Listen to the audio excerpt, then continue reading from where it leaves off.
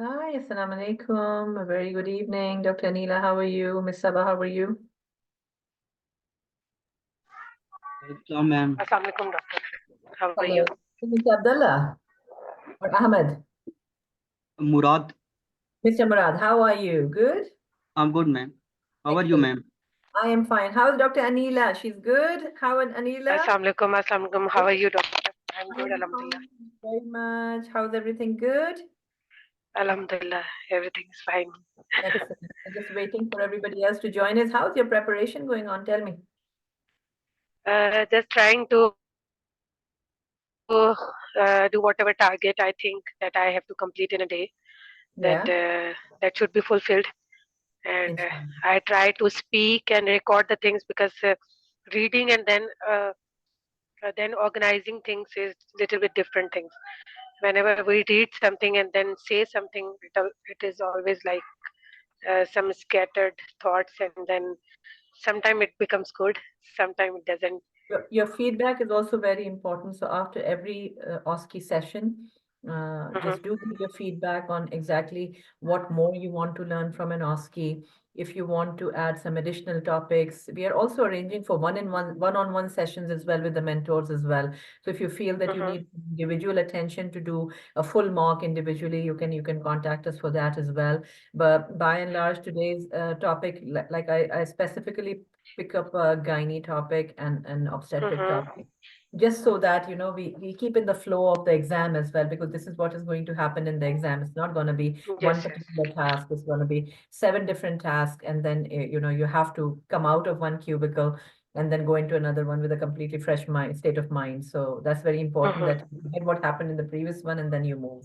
And also because one of them is a 25-minute long case, and then the next circuit is all about, full OSCE circuits, which are 10 minutes each. So it's difficult to sort of snap out of the 25-minute cycle and then get into the 10-minute cycle later in the Hmm. afternoon. Isn't it right? Yes, yes.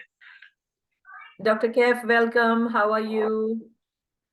Assalamu alaikum, and I hope your weekend has been fine. Your weekend is just starting, actually. Which part of the country are you from? Is it raining there? What's happening?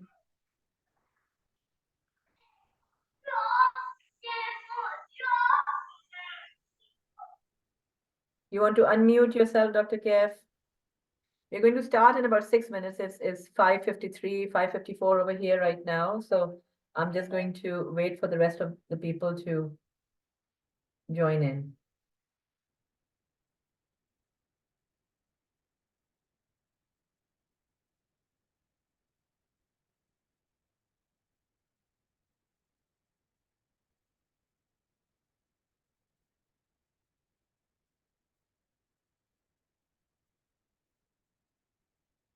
Dr. Kef, you can write down in the chat if you are not able to um, talk. Anybody you want to talk, you can write down in the chat. Very welcome, Dr. Juzar, Dr. Vishwas. How are you guys? Dr. Divyash, how are you? A very warm welcome to everybody. We are waiting for other people to join in as well. Jai Sri Ram. Jai.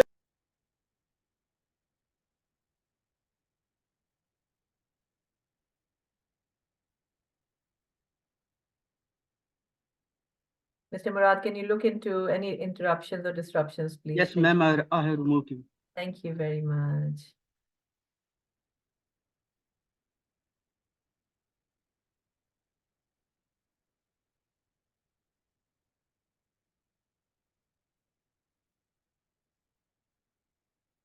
Okay, so what we are going to do today is we have made it an open session for a lot of listeners to join in as well.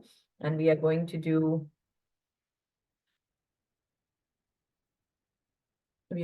all the OSCEs today pertaining to oligohydramnios and everything. Mr. Agarwal, you please do not start anything. Mr. Murad, can you please make sure that Mr. Agarwal is not able to share the whiteboard, please? Okay, ma'am. Thank you. All right, let me open the chat box now. All right, okay.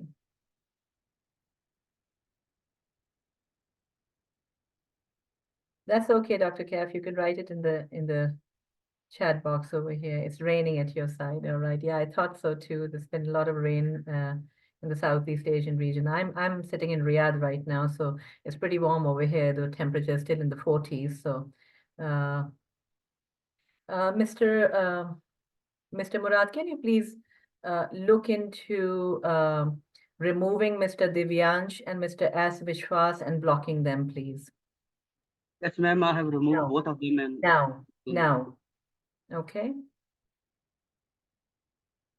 Thank you very much. Sorry, guys, we have a bit of unpleasant interruption in the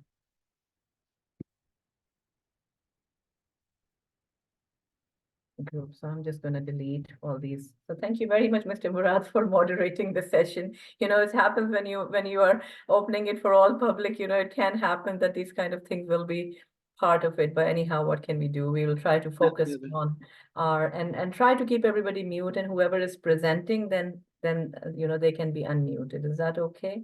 Another couple of minutes and then we will start our session.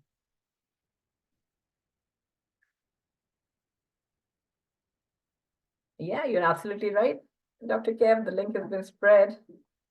Don't worry, don't worry. We will keep on working hard for our exam. That's not going to deter you or me from doing the session. So don't worry.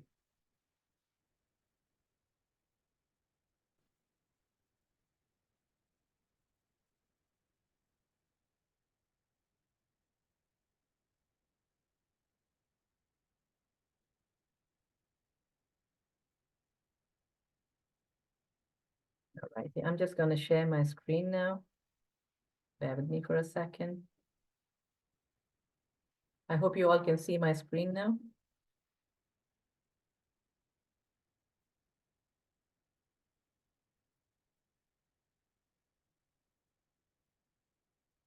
All right.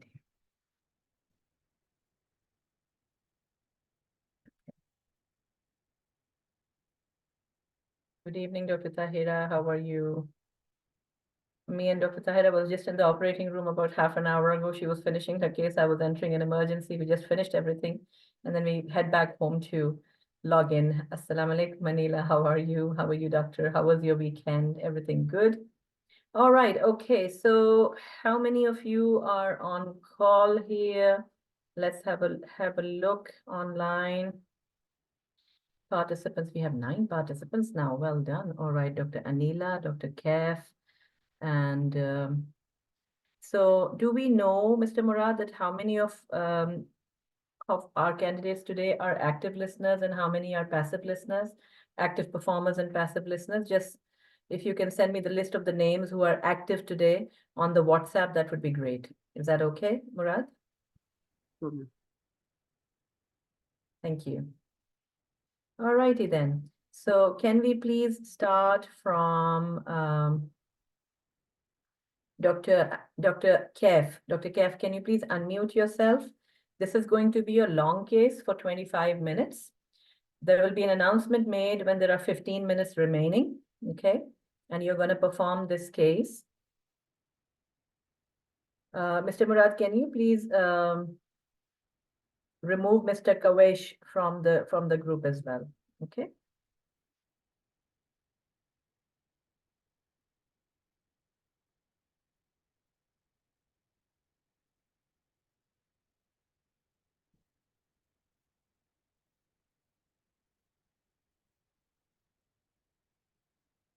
All right, so Dr. Kef, are you ready? Can you please unmute yourself?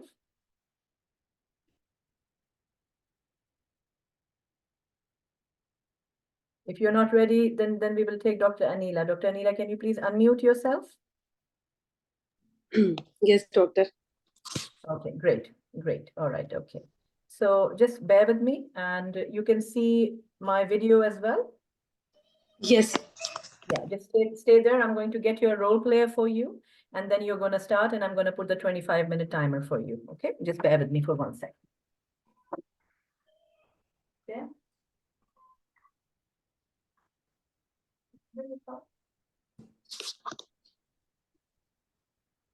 So I'm going to go in the background and your role player is going to sit in front of you. Is that okay, Dr. Anila? Okay. All right, please come. Can you see the video now? Yes, I can see. All right, okay, can you see the role player? Yes. Hello. Okay. Okay, so now your time starts now. Hello, my name is Dr. Anila, and I'm one of the exam candidates. Hi, good evening, Dr. Anila. Uh,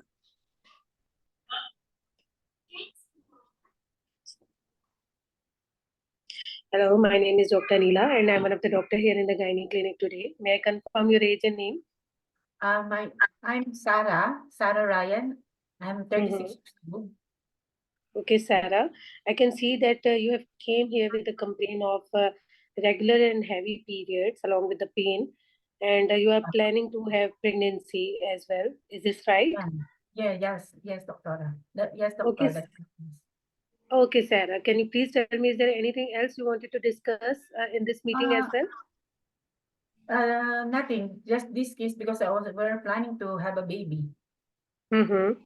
Okay, Sarah. Let me, before going on and telling you all the management for yourself and getting you know better, I would like to ask you a few questions, and then I will do examination of yours, and I would need some investigation to clearly see what is your diagnosis, and along with my consultant, we will make a safe and suitable management plan for you.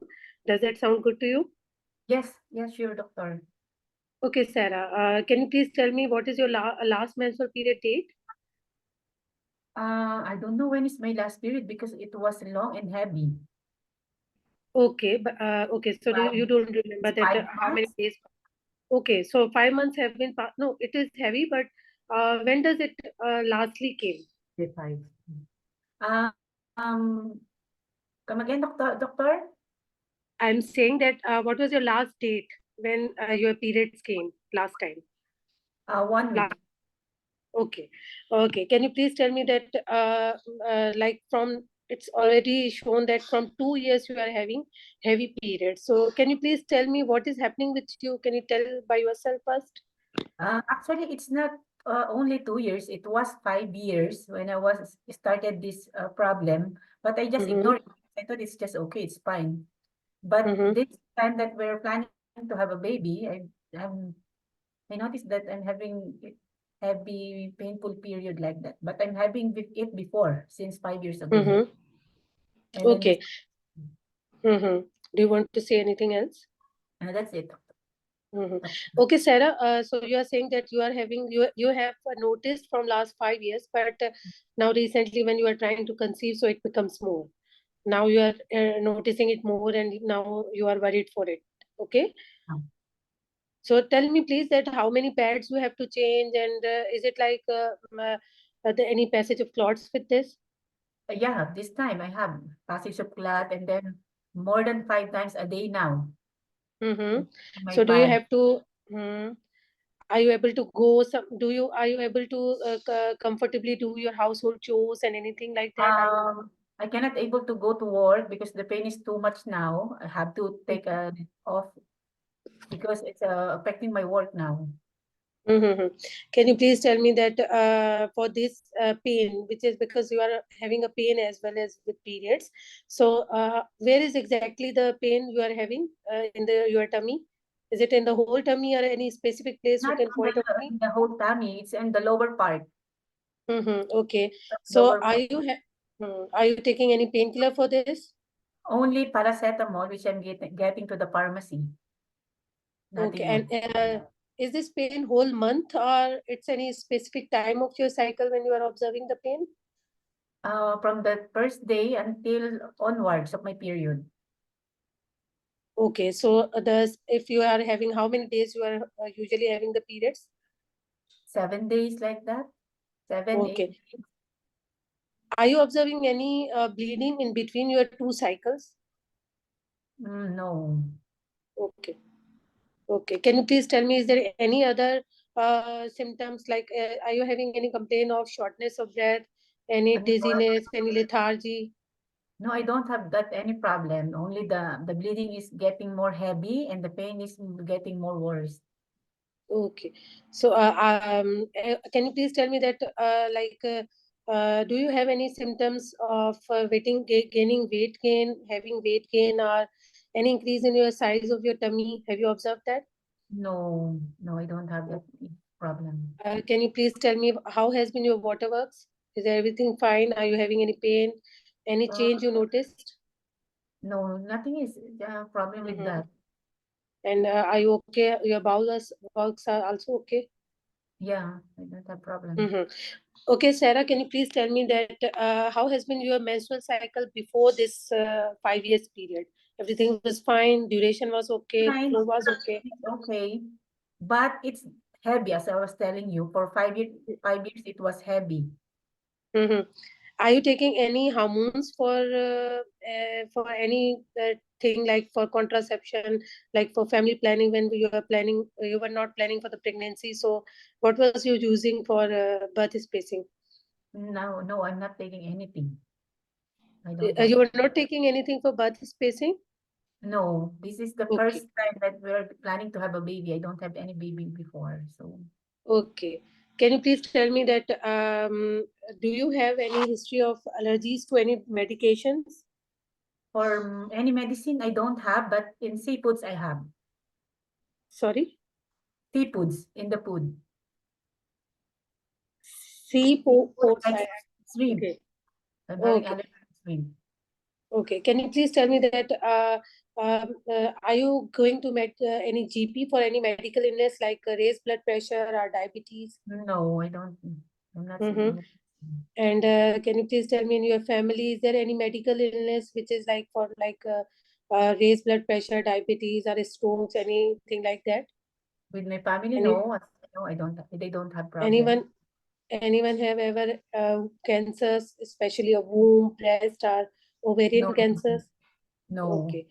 Mm-hmm. Can I ask some personal questions from you? Yeah, go ahead. Uh, can you please tell me, do you smoke, use alcohol? No, I'm not smoker. I'm not drinking alcohol. Any time you use any drug for fun? No, I'm not. Mm-hmm. Okay, can you please tell me that how has been, what do you do for the work? I get from to your talk that you are working in a hospital. Yeah. Mm-hmm. So how has been your support at your home? We're just me and my husband living together. We are both working, so we're okay. He's good with me. We're doing Mm-hmm. our work, and So we're you fine. are right now with so much heavy periods and everything, it's affecting your quality of life. Is it so? If I'm having the period, that's my problem. Mm-hmm. But the period is gone. The pain is also gone. Mm-hmm. Okay. But just Can you recently, please tell me? Okay. Yes, continue. So without periods, everything is fine. You are saying that. yeah. Okay. Okay, Sarah, can you please can I ask you about your sexual health? Because then I would like. Okay, I don't have any problem with my husband with that things. We don't have any Mhm. problem. You don't have any pain you encountered while having intercourse, No, I don't have. and any sexually transmitted disease you have acquired? No, no, I don't have. Okay. Mhm.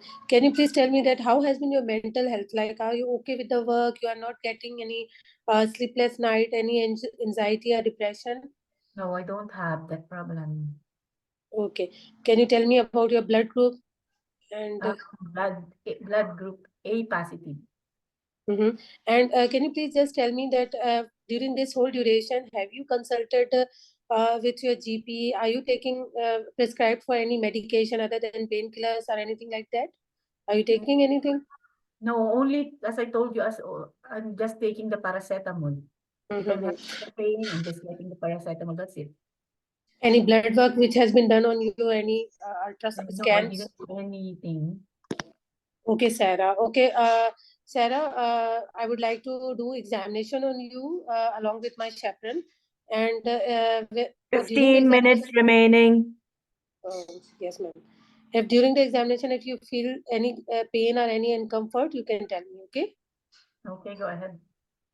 So after sterilizing my hand and wearing the gloves, I would like to first check the patient with the weight and height. I will ask from the patient what is her BMI, and I would see I would like to know the weight and height ratio of the patient, and then I would like to check the blood pressure, pulse, and temperature. And along with that, I would like to see the signs of anemia and jaundice and any dehydration. For the thyroid, I would like to ask the patient to drink the water so that I can see whether it's moving or not. And then I would like to check the assess for the heart sounds, and the breathing pattern will be checked. And then I would like the patient to lie down, and all the for the like her privacy and dignity will be maintained. And for the per abdominal examination, I would like to check from the Xiphi sternum to pubic symphysis. She will be then on superficial. First of all, I will do on inspection, see that whether any mass can be seen, or like there is any bulge, any scar marks, and how is the breathing pattern with the abdomen, how it is moving. And then I would do the superficial palpation, and whether I will find anything, there is any tenderness in any mass which I can feel. And then on the deep palpation, I will see is there any tenderness or anything I can, any mass I can appreciate or like that. And on after then I will cover the patient on a vaginal examination. First I will do the inspection, where I will see that how has been her vulva, can be seen any discharge which can be visible, and how is the any ulceration or any excoriation can be seen on the outside, any pigmentation. And then on vaginal, for first I will do the first speculum examination. Speculum will be seen to the patient. Okay. And So now this is the investigations. Her examination showed a bulky uterus. Okay, she had no adnexal masses, and these are the investigation results. Now I want you to tell me what management plan would you make for her, and explain to Sarah how you're going to proceed from here. Okay. So should I tell you first, or should I explain? Yes, Sarah? go ahead. Go ahead, whichever way you want to. Go ahead. Okay, Sarah, as I can know that I have just ordered, and just I have gone through your investigation, and as I've done your examination, so I getting to know that you have a you have a benign swelling, benign mass, which is called fibroid. Do you know anything about that? What's that, Doctora? It's first time I heard these things with me. So I can understand that, Sarah. There is a it's a benign mass which is occupying your womb. Okay, let me draw a picture for you. So this is the womb, and this is the fibroid. Okay, can you see? So you have a fibroid which is of a lot. You can say it's a size of around more than a ball. It's of around the size of a tennis ball. Okay. So and it is occupying the upper part of your womb. Okay. Are you with me, Sarah? yes, I know. So what happened? And there is another small fibroid as well, and the posterior, like on the back wall of your womb. So what happens with this this benign swelling? So benign mass. What happened that as you are planning for the pregnancy, so and your hemoglobin is also less, which is what is the hemoglobin? It is a, these are the cells which carry the oxygen in your blood. So whenever these are less, so there is an increased chance that you can have tiredness, or you can get the shorter breath like that. Are you with me? Yes, I understand. So what could be the reason that why I'm having this lately heavy, painful period? So this fibroid is one of the reason, because there is an abnormal growth. This is a benign growth, but it causes change in the anatomy of the womb. So it causes excessive bleeding, and sometimes it is associated with pain as well. Okay.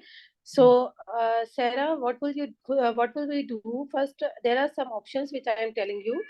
Your management will so your management will be along with my consultant gynecologist. Okay, so I would arrange a meeting with her as well. First of all, we will optimize your hemoglobin, which is 9.2. So I would start you with my with iron supplements, which will be given to you. Meanwhile, you can discuss with your partner, and then the options are, one of the conservative option where you will be given medications. One of the medication is to decrease the blood flow, which happen in every month. Okay. So that medication is non-hormonal. and that is called tranexamic acid. Another medication is mefenamic acid. Okay, so there are certain side effects with them as well, but after. Mhm. I just want to know, now you're telling me that I'm having this fibroid because I was planning to have a baby. It will not affect for getting me pregnant? Yeah, And then what will oh, happen yes, if I get Sarah. pregnant? That's what my concern now is, to get pregnant. But if you're saying me that I'm having problem with this Mhm. fibroid, it will not affect with my pregnancy? And then what other Sarah, or this yes, fibroid? I'm getting you. I'm getting you. That the fibroid hinders pregnancy. There is a problem with implantation, and so that's why we have to. The options for you are, there is a uterine conserving surgeries, because we have to conserve the uterus. Surgery, why we're jumping now to the surgery? No, I'm not ready for the surgery yet, doctora. So I don't know. Any other things that you can do for me, or you can tell me about these things, but Yes, Sarah. not I'm surgery. coming. I'm coming to that. So there was a medical option for the control of your bleeding. Another option is, which is called a uterine artery embolization. What happened in that intervention? Radiologist, specialist person will be involved with us, and where a chemical will be injected with the help of the catheter, which will be inserted through your leg veins. Are you getting me? Yes, how So sure in that procedure, that chemical will be gone, and it will target to the blood circulation of your fibroid, and then your fibroid will be decrease in the size, and but one of the, and it is a day care procedure. Are you Yeah. with me, sir? Yes, yes. So with that, Yeah, go ahead. and you have a chance that you can conceive later on. That is one of the options. Okay, another option is, but the problems with this procedure is that you can have a vaginal discharge later on, and sometimes you can have a like pain along with that, and sometimes we have to repeat procedure as well, because it's not like that if we do this and fibroid will be regressed fully in one go, and how much time it will take, we can't tell you in this. I can't tell you in this meeting that how much time it will take for the regression of the fibroid. So, Okay. okay, wait, But that okay. is one of the non-surgical method. In the surgical method, I would like to tell you, whether you don't want right now, but I would like to just go through a view of those options as well, so that you can later on decide. It's not you have to decide right now. Okay.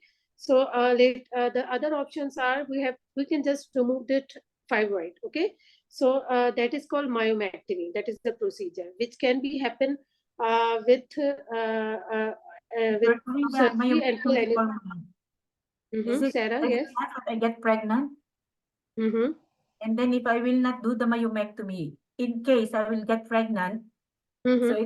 it will not affect of my pregnancy? What will happen to my pregnancy if it's still the Oh, yes, fibroid? Sarah, I will tell you that if you will get conceived with this fibroid, then your pregnancy will be a high risk pregnancy. There will be a lot of complications which can be anticipated.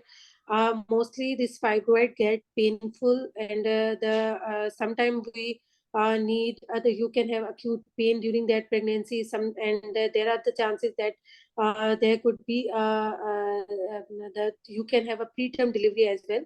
We can have to proceed with the early deliveries, because this fibroid will hinder the pregnancy, and it can stimulate early labor as well in your pregnancy, and there are chances that you can have excessive bleeding after the delivery, and there are the chances you can have blood transfusions, and that could be a difficult delivery anticipated in along with the fibroid. So, Are you? pregnancy, during my pregnancy, it will not be a problem for me? That's why I told you that you have asked me that if I will get pregnant along with the fibroid. You have said me.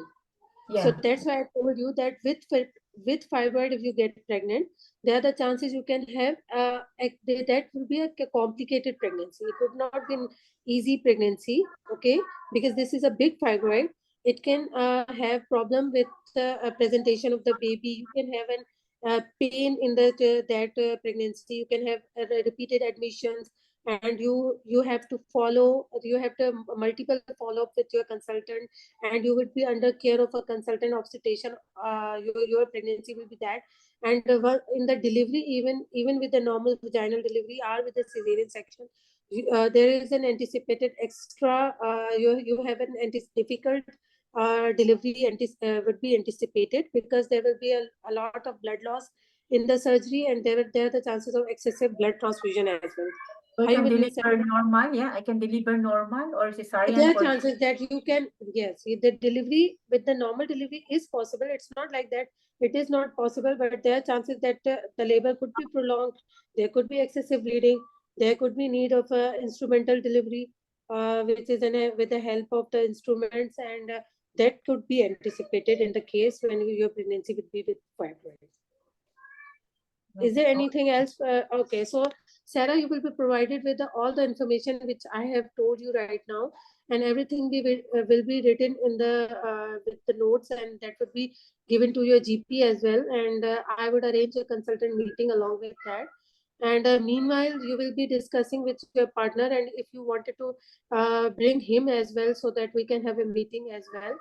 And so that, and if we would need, we can have some other investigation for your subfertility as well, because you are 36 years of age already. So Yeah. we might need some other investigation, including your semen analysis of your husband, and your tubal assessment, everything, because before going on surgery, if we want to have a clear idea about everything, we can do that as well.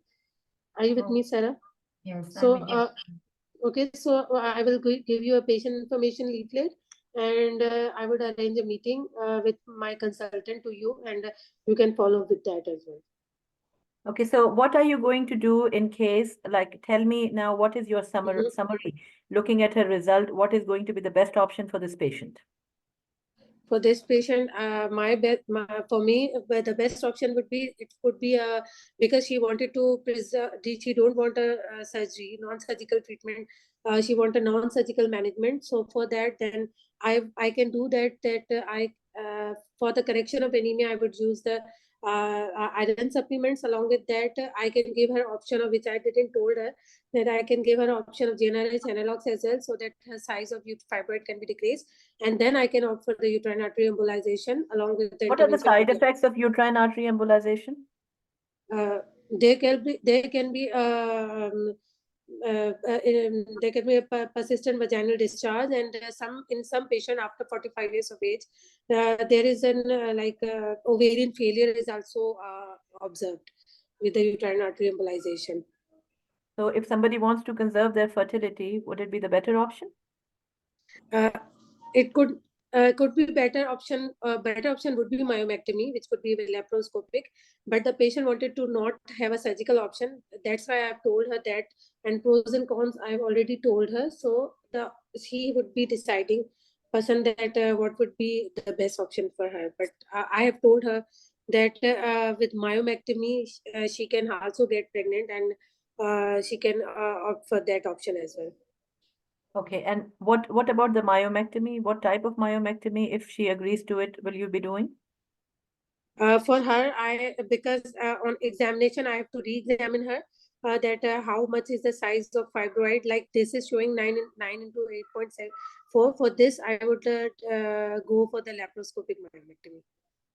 So what are the contraindications to a laparoscopic myomectomy? If she had a previous midline incision, midline surgeries, and any if the fibroid size is larger than 20-week size, and if she has any, I think that could be contraindications. Okay, and what are the process and steps for an open myomectomy? For open myomectomy, after the whole preparation of the patient, like checking a WHO checklist and cleaning in depth, like for all preparation, I would do a phenestrel incision along with my consultant gynecologist. I will do the phenestrel incision, and then the rectus sheath and muscle all will separated, and Then because it's on the on the upper part of the endometrial cavity, so first with the uterus will be the uterus will be okay, so the uterus will be hold with cocker like forceps, and then incision will be given on the dominant part, like the part where the bulbs will be more. I will assess on examination that where the fibroid is palpating. I can feel it more than after giving. But before that, vasoconstrictor injections can be given, like epinephrine, so that there will be a decreased loss of blood. Sometimes ligation of the uterine vessels can be done before starting the procedure, so that less blood loss will be Okay, your anticipated. time is up. Your time is up. Thank you very much. Okay. Okay. So you'll get up and go out, all right? Okay, well done. Well done. Okay, how do you think you performed? Could be better. No. Tell me a couple of good things that you think you did, and because it is really a long sort of a case, so you need to come out of it and you need to discuss with us. How do you feel? How did it go? Before I can give you my feedback as well. My real role play was good, first of all. Okay. All right. Okay. And the case was simple in the way that it's a very common case which present on each and every day of the Yes, yeah. of our OPDs. Yes. And I had tried to cover history and Mhm. try to cover the examination as much. Yeah. I think some of the points were missing. Yeah. And the fertility part was missing in the investigation. I would like to have that as well. And I should have discussed with the patient as well that what could be that thing as well, because she is 36 years of the age, although she is trying from 1 year, but I have to see that other factors, like I have to discuss with her. And Yes. Yeah. and for her, because she was telling me for the non-surgical options, so I was just stopped and I couldn't move for the surgical options for her in a very Okay. detail. All right. Well done. Well done. A good candidate knows, where she has done right or where he has done right, and knows where they have their limitations. So this is what these courses are about. Now, let me give you your performance specific feedback first, and then we will talk about some of the sentences that we may want to add to somebody who's having heavy menstrual bleeding, how to talk to them, and what to do towards the end of today's discussion as well. So I just pinpointed a few of the sentences that you ask, and I'm seeing this trend in a lot of candidates that we need to unlearn, because this is adult learning. So we need to unlearn some sentences. So when you say, can I ask personal question, or can I ask you about your sexual health? There's no need to ask. This is an Irish exam, and you can clearly ask them, okay, so do you smoke? What about alcohol consumption? And you also asked, which I did not understand why you asked that. Maybe it's your exam nerves, Anila. Any drugs for fun? What was that? Like the drugs, which is illicit drugs, Okay, which are so these are called recreational drugs, okay? Not drugs for fun, all right? But anyhow, a better way of asking that would be, A, are you a smoker? B, do you drink alcohol? C, have you ever had any sexually transmitted infections in the past or recently, especially chlamydia? And the patient will understand. And then, are you taking any over-the-counter, any recreational drugs, or have you taken them before? And these are 4 very simple questions. And as I'm looking at you in the camera, eye to eye, this is how you have to ask the question. No need to ask, I'm sorry, I'm asking you something personal. No, there's no need to ask. So just trim your answer to a very crisp answer. Now, when I timed you for your history taking, you were taking too much time in the history of presenting complaint, and you took almost 12 minutes for history taking, okay? So, try to cut down that time, trim it down. This is a 25 minutes long case, so you can take a history in about 8 minutes and get it done with. But if it is an OSCE and you're taking history, do not take more than 2.5 minutes, and we'll teach you how to do that as well. Now, you need to have a sort of a template. I already shared the template in the group. I'll share it again, but you have to be fast enough. But with a long case, you can go about 8 minutes is your safe bet, but 12 minutes is a bit too much lengthy, all right? Then comes the medical jargons. Once I showed you the results, then your inner doctor woke up and started doing the medical jargon. Benign mass. This is not something that's how you're going to explain a fibroid to a role player in the exam, neither in your own clinic as well. And then posterior uterus, and then you quickly change it into the back of your womb. All right, so well done for that. And then you said benign swelling, and then you said low hemoglobin. So all these are medical jargons, and there is a clear, easier way to describe that. And I have put them on the slide so you can take them home, read them in your own comfort of your home, so that these sentences are the ones that I'm going to use in my exam and with the patient as well.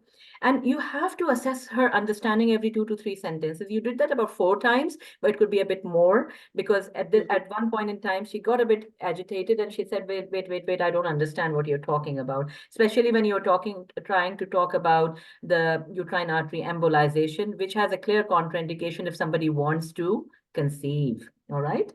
And then in the end, we also talked about interventional radiologist. And then we also talked about semen analysis. So, we can be a bit more promising. The college wants you to be more conservative, and the college wants you to be more promising to the patient, like more sort of helpful with the patient, rather than giving them bad news all the time that, no, this does not look good and you must need to have a surgery. So conservative options first. All right. So that's your feedback. Hi, Dr. Marta. Glad you could join in. This was a 25-minute long case with a role player. Now, mind you, I did not introduce you to the role player formally. She's Miss Cherry, and she's the exam role player as well, by the way. Okay. Now, so this was your OSCE. These were the role player instructions. She's Sarah Ryan. She's 36 years old. She's a banker. She's never been pregnant before. She's been married to Ryan. And she is in a stable relationship and now planning to have a baby. She's having 5 years of painful and heavy periods. They're getting worse now. She has to take time off from work due to this. And she's taking over-the-counter paracetamol, but never been seen to the doctor before. So now this is your clue when you ask her what medications has, there's one good answer is that if your periods are heavy, what have you taken for treatment? Have you had any treatment? Have you had any investigations before? Isn't that something that you ask in the clinic all the time? What management have you had before coming here? So you do that, all right? And then the rest of the history is there in front of you. Now, that's the examiner's calibration key. So your history should include your introduction. You should reconfirm the patient name and age. You should discuss the agenda with her.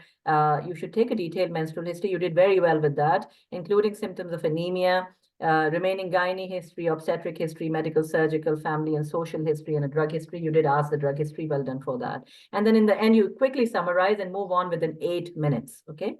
And then we talk about baseline investigations. So you have to do a full blood count. You can do a pelvic ultrasound and endometrial biopsy. I did not hear you talking about an endometrial biopsy, so that was missing. And MRI could also be useful for mapping the fibroids exactly according to the classification, the ACOG classification of the fibroids as well. And we can also talk about an outpatient hysteroscopy to map the presence of submucous fibroid if they are present. And then you will talk about expected management and then the medical management. You did mention about tranexamic acid, and you did mention about mefenamic acid. I did not hear you talking about combined birth control pill. You could have said that we can do that, but if you're planning to conceive, it might not be a good idea. So you can sort of, justify or non-justify what you're trying to give, or perhaps cyclical progestogens, which are not contraindicated if she's trying to conceive. Did we talk about Mirena? We did not come to that. Did you talk about GnRH analogs or ulipristal? We do need to talk about ulipristal, but we do need to know that it has serious effects on liver injury, and at this point in time is selective use, especially if you're contemplating a surgery. Then you did talk about uterine artery embolization. You did touch base with myomectomy. We did talk about the steps of the procedure, benefits and complications. We did not reach there. We did not talk about hysterectomy either. And we were not, fair and square with the patient, saying that, keeping in mind the size of the swelling in your womb, it could be a better idea or a safer idea for you to get that tested with a specialist gynecologist, where I'm going to refer you, so that they can make a decision, in conjunction with your wishes, along with your, with your partner, so that we know, what are the best options for you. There are newer techniques like MRI guided focused ultrasound. We need to talk about that as well. Now, this is a clinical practice guideline for menorrhagia from HSE Ireland, which is menorrhagia types and then care and then pathway. So it describes very, very exactly, how you are needing to touch base with a 25-minute or a 10-minute OSCE. Go through this. It's a history examination, full blood count, thyroid function test, and then abdominal and pelvic examination. If it's not normal, you refer for pelvic ultrasound. If there is a significant abnormality, like large or multiple fibroid, you refer for gynecological opinion, and you do hormonal or non-hormonal medications. OCP is the top, then you can give the progestogen or oral progestogen or a Mirena or a Depo-Provera or tranexamic acid and mefenamic acid as well. Now, again, you have to discuss the causes, and in this case, it was fibroid. There could be other causes. I did not hear you talking about any differential diagnosis. One very important point in the MRCPI clinical OSCE is that either it is a 10-minute OSCE or it is a 25-minute OSCE. You have to talk about differential diagnosis. The examiner is not going to prompt you. There are some OSCEs where it will be written, discuss differential diagnosis, but in each and every one, there's a calibrated answer where you need to discuss the differential diagnosis, okay? Is that clear? Yes. All right, okay. So again, it could be red flags if it is cancerous case, if the endometrial biopsy comes back positive for something. So that needed to be discussed, which we did not discuss. All right. So this is the HSE Ireland clinical practice guideline for menorrhagia, and this is the NHS guideline. All right. So if you compare between the both, there's not much difference during that. But most importantly, you need to know exactly how to go step by step for these exams. Is that okay? Now, the next one. All right, I am going to call the role player again, and let me pick somebody from the group. Dr. Nafia, are you online, Dr. Nafia? Yes, Dr. Shazia, I'm online. All right, Good- okay. Good All evening. right. Yes. Okay, good evening. All right, so stay ready, and I'm going to call the role player for you. Just give me 1 minute. हमें present करना पड़ेगा.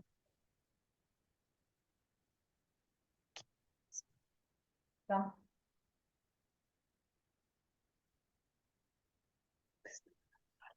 I'm going to put the timer for 10 minutes for you. Okay.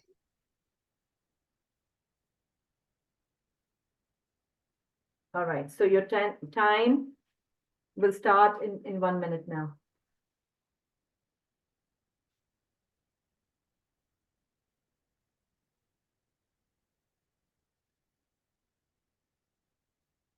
You ready? Yeah, I'm ready. Okay. So your time starts now. Can I start now? Yeah, I'm Dr. Nafia. Today I'm your doctor in the clinic. Can I ask your name and age, please? My name is Mary Halohan. I'm 38 years old. Yeah, Mary, I have some information about you that you are 38 years old and you are here with us in the clinic with the heavy and irregular periods. And you Yeah. have your BMI is on the high side and you have history of polycystic ovaries. Am I right? Yes. Dear, Mary, can I ask you more questions so Yes. that we can know more about your situation? And maybe we need to examine you in the presence of the chaperone and with your permission. And I may need some investigations to know more about your diagnosis. And it is okay with you? Yeah. Okay. Go Okay. ahead. Yeah, Mary, can you tell me more about your periods? How long you have the irregular heavy bleeding? I'm having this period for about a couple of weeks and months, I think. But Can you this tell? recently, it's becoming heavy and irregular. It is getting me more depressed. How many days you used to bleed in a 1 month? Like how many days you are bleeding? Maybe 8 to 10 days like that. Okay. How many pads you are using, my dear, in your period dates? More than 5 times a day. Okay. Do you have any flooding, any clotting with the bleeding?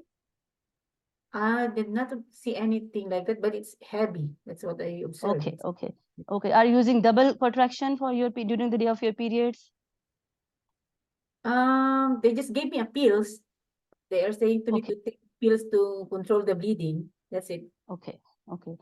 Dear, Mary, do you have any any pain with this bleeding? I'm not married because I'm separated now with my husband. Okay, But you're not married. Okay, you're not Yeah. married. So, what about your, you have any intermenstrual bleeding in the between the periods? You have any bleeding? no, I don't have that problem. So you're not sexually active? You don't have any post sex bleeding, post coital bleeding? No. No. Okay. Do It's you are taking already any divorced medication? for 2 Yeah. years. Okay. Do you take any medications? Like you have any bleeding problem? You're taking any aspirin, any other medicines? No, I'm not taking anything except for the pills that they told Okay. me to use. But you know the name of your medicine you're taking nowadays during I the don't know the name, periods? but they just said it's just a contraceptive pills that I have to take. That's it. I don't Okay. know. How long you're taking these medications for your bleeding? Since I saw my last doctor, I think that 2-3 months ago. Okay. So you feel anything better, like bleeding is reduced than before with these No, medications? just recently, I think I have a problem also with my weight. That's my problem. I'm losing Yeah, also I can see. weight. Okay, Then because it's I getting can see that, exercise. yeah, your body metabolic index is a bit higher side. And can you please tell me, Mary, that you are using any you have any feeling, any mass in the tummy? You feel any pressure in the lower abdomen? No, I don't have that thing. I did not observe or feel anything like that. Okay. And what about your bowel work and your water work? Everything is okay? Yeah, it's good. I don't have any problem with that. Okay. Do you have any medical problem, like you're taking any medication for the high blood pressure or the or your high blood sugars? No, I don't have any other medicine. Any history of your surgery you have done before, like tummy below and any other surgeries? No, I don't have Okay. surgeries. Any family history of your like womb cancers in your family? Any ovarian cancers or No, any? no. My family, as Okay. I know, they don't have any problem like that. Yeah. Mary, do you smoke, Mary? No, I'm not smoker. You're taking any alcohol? No, I'm not. Any recreational drugs? No, I don't have. You have any drug allergies? No, I don't have allergies. You are sexually active, Mary? No, I'm divorced already, as I was telling Okay, you. okay. Do you have any history of previous sexual transmitted diseases like chlamydia or any infections? No, I don't have that problem. I don't know. As I know, I don't Uh, have. are you aware of your, you are updated with your pap smears, your cervical smears? No, I didn't do that. Okay. Have you done any ultrasound before? You know anything about your condition before? No, I didn't do. You take any medication because you're already diagnosed with the polycystic ovaries. You are taking any type of medicine like metformin or something else? No, I don't have, except for the Okay. pills that I'm taking now. Okay. Mary, can I examine you in the presence of chaperone that I just want to So I see? can do. Yeah, I can do your, do you feel any type of like feeling dizziness and fatigue sometime? No, just losing weight as I'm observing myself losing weight. That's my problem. But Okay, okay. fatigue I don't have. What do you do for your living? I'm a secretary in one of the law firm. Okay, okay. This bleeding problem is affecting your social life? Yeah, because I'm getting depressed that I need to take time off with my work. Okay. I'm too much So affected how is nowadays. support at home? You feel you're nowadays you're feeling depressed because of your condition? Mm, I think because of this bleeding, that's why I'm having depression. So I have to take Okay, time off with my work. I okay, want to okay, Mary. fix these Yeah, things. okay, okay, Can Mary. I ask you what examination and investigation will you do for Mary? For her, first of all, I will do her general physical examination. I just want to see her any sign symptom of the anemia and any thyroid. And on general physical examination, I need to on abdominal examination, I need to see any type of swelling and any type of like any mass in the abdomen. And the biometric examination, I need to see her uterine size and position, any adnasal masses. And I will see her cervical examination. I want to see any discharge, abnormal discharge, anything. And I will, if I haven't done her pap smear, we can take the smear for her. And then I need investigation, especially I will do her full blood count. I want to do her transvaginal ultrasound, especially I want to see the endometrial thickness and any other nasal mass and any other abnormality in the pelvis. So if the ultrasound shows polycystic ovaries, what blood test are you going to order for her, specifically Yeah. pertaining to her condition? Yeah, in her condition, I need to do her hormonal profile.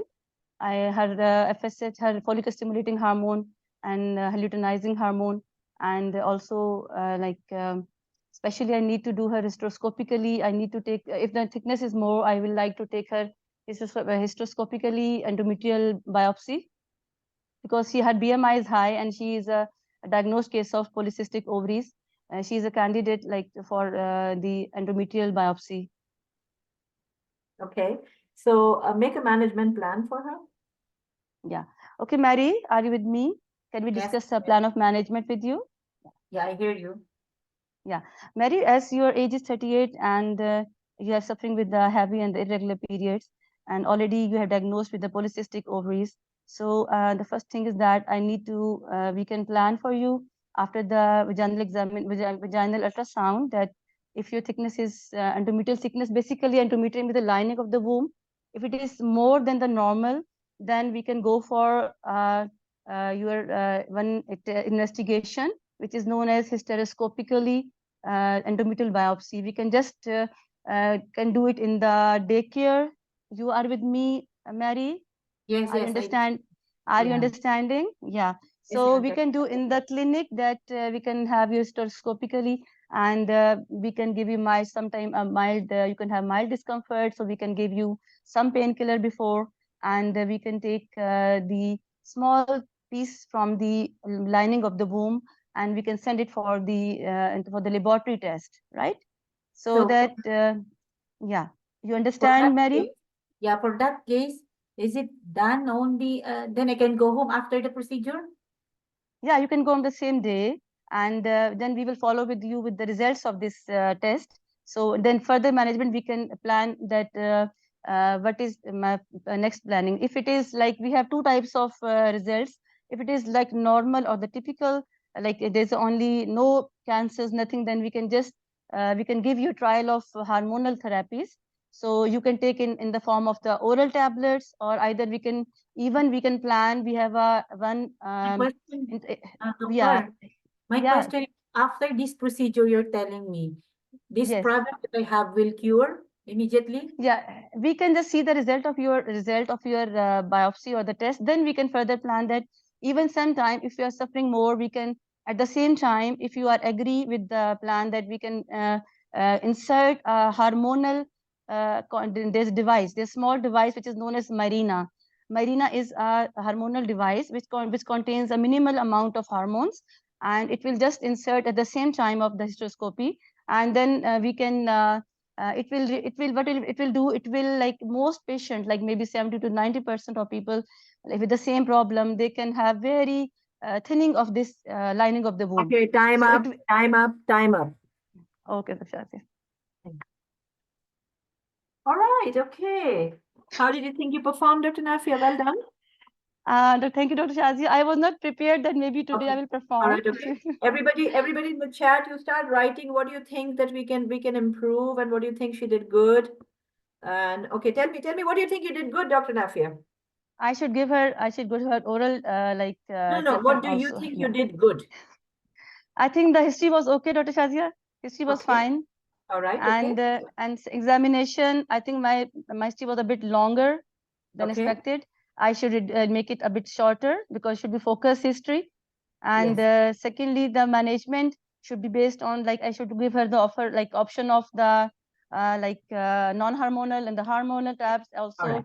Okay. And I should involve the like dietitian for her weight reduction. She's Yes. already in the process of reduction her weight. Yes. So, but She's at the same time, now here is my overall assessment of your performance. A, you are good with the patient, all right? And take a look at what Dr. Menuba is writing, that management and counseling on weight loss was mandatory in this case. Now read the task again. You're in the gynae clinic, and Mary Holohan is a 38-year-old with heavy irregular periods. She has a BMI of 42, Dr. Nafia, 42 BMI. This is a huge lady, all right? Mhm. So you have to address this, right? If somebody with PCOS with a 42 BMI comes to you, your first thing is that PCOS is causing obesity, obesity is causing PCOS. So did Estrogens, you yes. ask about her diabetes screening? Did you talk about, offering her screening for diabetes? Did that Mm. happen? All right, okay. HbA1c should be done, yes. Yes, yeah. All right, now, Mm. so this is a 10-minute OSCE, and in a 10-minute OSCE, we must finish the history taking in 2.5 minutes. 6 minutes down the line, we were still doing the history. So that gives you a disadvantage on that the examiner will have to prompt you to explain what examination and investigation you need to do. So it looks like you are, fully aware of the situation, but for some reason, you did not catch it because you're too busy talking and you're not letting the patient talk as well. Okay. Mm. So the first thing that we will do is when you come and you sit, hello, my name is Dr. Nafia. Okay. May I confirm your name? Yes, my name is Mary Holohan, right? And then you do not read the agenda in front of her. Okay. Unlearn that. The first thing you're going to ask is, okay, Mary, what brings you to the clinic today? All right. Okay, yeah, okay. Why are you here today? And let Mary speak. And as Mary speak, then you say, okay, let's set an agenda. Let me ask you a few more questions about your medical history, and then we will address the situation. So Mary will tell you what's bugging her the most. So Mary will tell you, I'm not able to lose weight. So you pick up on that. Because PCOS is Okay. such a wide spectrum. She may be having Mm. excessive facial hair. She may be having, irregular bleeding, heavy bleeding, which is what this OSCE is about. But at the same time, she should tell you what is there if you have not already picked it from reading it. So read carefully what is being told to you. Okay. Okay. Now, also, you interrupted the patient once she was talking, and then you started talking about some completely different thing. So do not interrupt the patient when she's talking. All right. Okay. And then you asked 3 times if she's sexually active or not. And she told you in the very beginning that she's not in a relationship. So do not embarrass the patient or the role player by asking this again and again, whether she's sexually Okay. active or not. She told you she's not in a relationship and she's not sexually active. And then you all again were asking, are you sexually active? Have you had any sexually transmissible infections in the Okay. past? So don't do that. All right. Okay. Now, another thing is that, in this case, do you think hysteroscopy is the first thing that you need to do? Or you need to go a system wise, like, blood test investigations first, ultrasound next, and then seeing what is the thickness of the lining of the womb. Maybe it is fine. So maybe you do not need to do a hysteroscopy, right? Okay. So again, the focus will be on a 42 BMI and diabetes. On her heart health, bone health, she did mention that her mental health was a bit haywire. So you'd address the mental health as well. It's very important in all these OSCEs that if you get a hint of mental health, you have to at least add 2 or 3 sentences about mental health as well. Counseling. Okay. Okay. Okay. So counseling, absolutely, absolutely. And then did you give an information leaflet? Yeah, I didn't Did you give an it. information leaflet, yes or no? No, I didn't give her. All right, okay. So any role player, if you see any role player in front of you, or if you know that this is a role player OSCE in any way, either OSCE or the long case, information leaflet, okay? Okay. Always Okay, remember. fine. All right, and Okay, it's very fine. important to make these kind of judgmental errors in a course like this, so that in the actual exam, you are very, very crisp, okay? Inshallah. Okay. Okay, So fine. wish you all the very best, doctor. Okay, so the next you. one. Now, let's talk about the calibration key here. So your history should have covered the extent, duration, and inconvenience caused by the bleeding. You covered it very well. And establishing a menstrual history from menarche, her last period, her present cycle, I think that got a bit muffled. What about and the rest, you covered everything. Now, you did talk about a couple of things. Let me see where I write that. Examiner prompt, hysteroscopy, daycare, offer diabetes screening, health. Yeah. Okay. And then you said that, we will do the hysteroscopy and to make sure that you have no cancer, anything, and then we will do that. So don't just add words, just jumbled up word. And then you said, are you updated with your pap smear, right? So again, this is something we need to unlearn. All right. So you can just ask the patient, when was the last pap smear? Have all your previous pap smears been normal? Okay. Okay. Okay. Yes. Yes. And then once you have taken a relevant history, then you need to explain to the role player that you will do an examination. And then I would have told you the examination was fine. Then you needed to address the weight reduction. You needed to explain the importance of progestogen, especially if she had PCOS. And you could have explained the Mirena intrauterine system a bit more. When we talk about endometrial sampling, either at this consultation or to access the endometrium, she has risk factor, high BMI, PCOS, nulliparity that never got addressed, okay? So you just jump directly to hysteroscopy. You have to explain that we may need to do it if your ultrasound says that you have a thickened lining of the womb because of your history of PCOS and, you know, nulliparity and BMI, okay? Okay. Now, then a transvaginal ultrasound will be more better than a pelvic ultrasound, and we know the reason Yeah, why. she's High obese BMI, lady. body habitus, yes, yeah. And then you have to assess her main concern. You have to involve her in the process, encourage her, and you have to explain the differential diagnosis. I keep on saying now, the third person who's going to perform the OSCE now, please do not forget the differential diagnosis, okay? So differential diagnosis, you'll get your marks deducted. You know, it may make you from a clear pass to a borderline if you're not discussing everything, okay? And you should be aware of the risk factors of endometrial hyperplasia, negotiate a mutually agreed plan. You should be open and honest about weight management. So you need to have an MDT care for them, maybe weight management clinic or something like that. You can talk about that. And then also, you have to provide the information in chunks and in an organized manner. So that's very important, okay? So jargon-free language, and that's also very important. Now this is the next one. And let's see who is there in the audience here. Dr. Mata, would you like to attempt this one, please, Dr. Mata?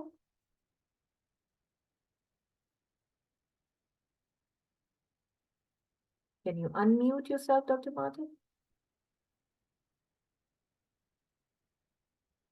I'll give you 20 seconds to unmute yourself. If you're not available, the call will go to somebody else then, okay?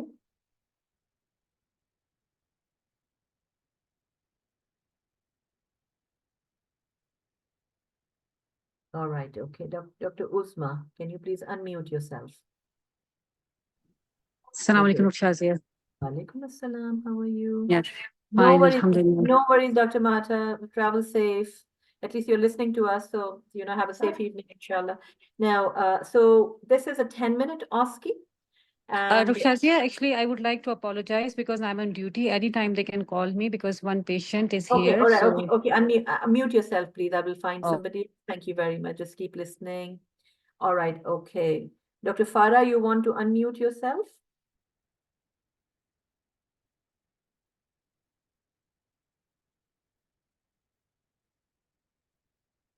Okay, anybody in the audience who want to volunteer for this one?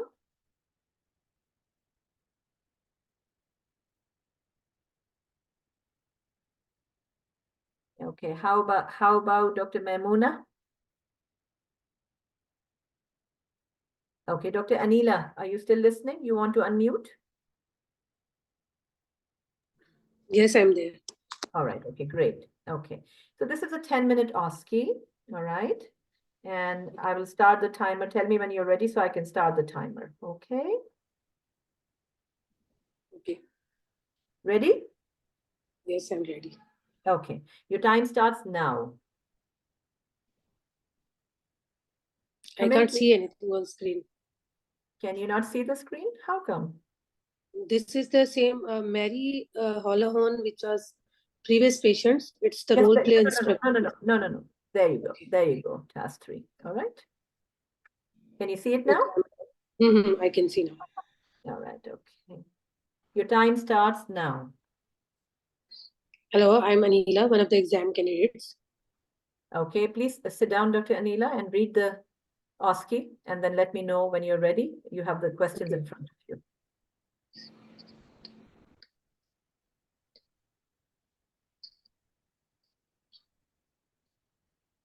Okay, I'm ready for the discussion. All right. So tell me, what is oligohydramnios? Oligohydramnios is a condition where there is an liquor volume is less than 5. If AFI is less than 5 centimeter and deep vertical pool is less than 2 centimeter. All right, okay. And what are the possible causes for oligohydramnios? The causes could be it could be maternal and fetal causes, and some causes are related with the complications of the pregnancy. In maternal, it could be chronic kidney disease, chronic hypertension, and dehydration, diabetes, like diabetes insipidus, like that.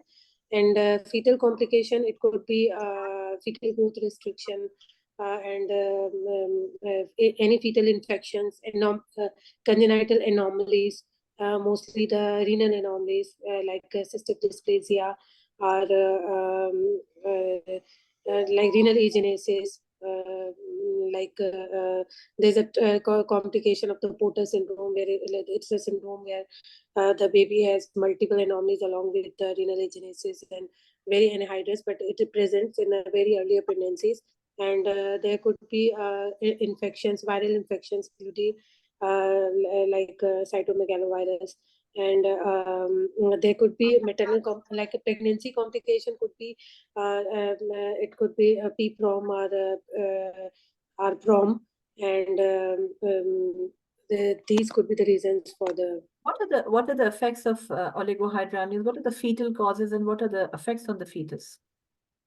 Because the LICA volume, as we know, that it is needed to be it shows that how the well is baby and like the fetus, and if it is due to with the insufficiency, because she came at 34 weeks, so most complication with the fetus are we could have to do the earlier induction of labor, preterm delivery can occur, and there could be a premature babies, and prematurity of baby, a lot NICU admissions, and like the all complications which are mostly with the prematurity are mostly with the oligo as well. And if later on, if the patient comes in near to post-date or near to that term, and LICA is less, then there are the chances of stillbirth as well. Okay, so what will be your initial assessment in Ashley's case in the scenario provided above? For this patient, first of all, I will review her antenatal period records. What is her gestational age? Like here it is shown, it's 34, whether it is correlating with her LMP or not, and what I would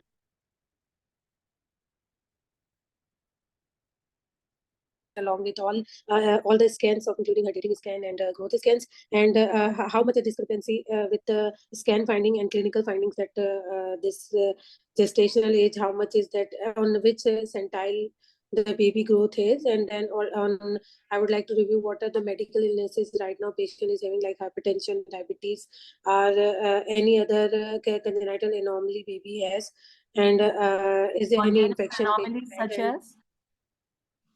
Such as renal agenesis or cystic dysplasias, or any maternal any infections which are mostly encountered, like cytomegalovirus or toxoplasmosis. These can do decrease LICA as well, and sometimes the twins as well. With the twin transfusion syndrome, one baby is with a excessive volume. No, one this baby is a single pregnancy. So let's focus on this.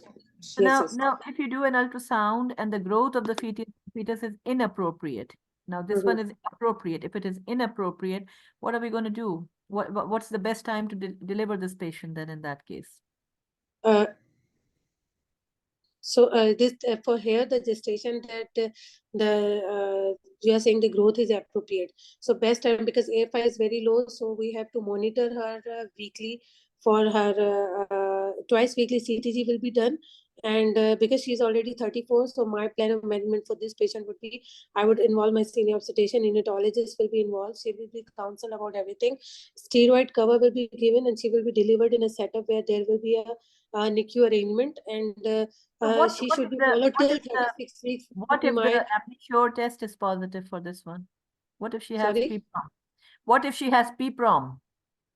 If she has PPROM, then I would like to admit her, and then I would like to do the investigation, including her blood count and CRP, and I would like to check the HVS will be taken out, and her fetal monitoring will be done and seen that how is the CTG and everything, and the patient will be discussed about that if the pregnancy will be continued, that the chances that she could have a chorioamnionitis, but because she is at 34 weeks and Liker is very less, but if the fetus is maintaining the fetus is healthy and it's and there is no maternal complication like fever or any infection, then we can at least take this pregnancy till 36 weeks, and for which I would like to admit this patient, and I need to do her at least for 72 hours she will be admitted, and her vitals will be monitored, including her temperature and pulse, and her labs will be drawn, and on that basis, if she has any signs of infection, then she will be given. Already the antibiotic will be started. That erythromycin will be started in her for that would be for 10 days, and she will be monitored. And if she wanted to wait for 36 weeks, then she should be twice weekly come to us for the blood work, and the red flag sign will be told to her for the temperature. Can this patient have a normal delivery? Yes, she can have normal delivery, but because it's a very high risk that because Liker is very less, and there are many chances that she could go into the there are the chances she can develop infections, but we can offer her for the induction of labor as well. What are the chances of her having a normal delivery that will increase her chances? What are the factors that may increase her chance of having a normal delivery? If she has a previous vaginal delivery, and she is having contractions right now, and how has been her CTG, and on per vaginal examination, like how has been her Bishop score right now, whether then she will be checked for the progress. So if she will be for the candidate where the induction of labor should be done, then she will be given option and given a trial for the induction of labor, and if she will be the labor will start, then very as one-to-one care will be there, and continuous electronic fetal monitoring will be accompanying with this. IV antibiotic will be given for the prophylaxis of GBS, and so that is the thing that, and after the monitoring will be seen that whether she is going to establish the labor or not, and then she could be out for the delivery, normal vaginal delivery. And in case if she like, would the presentation of the baby make a difference on your management and judgment? If she is a breech, and with presentation will definitely matter, because presentation in that just is if she is 34 weeks at this gestation, presentation will not do much difference, although with breech delivery labor do take sometime longer time period, but this for this gestation either with the breech presentation or with the cephalic the labor could be anticipated the same way.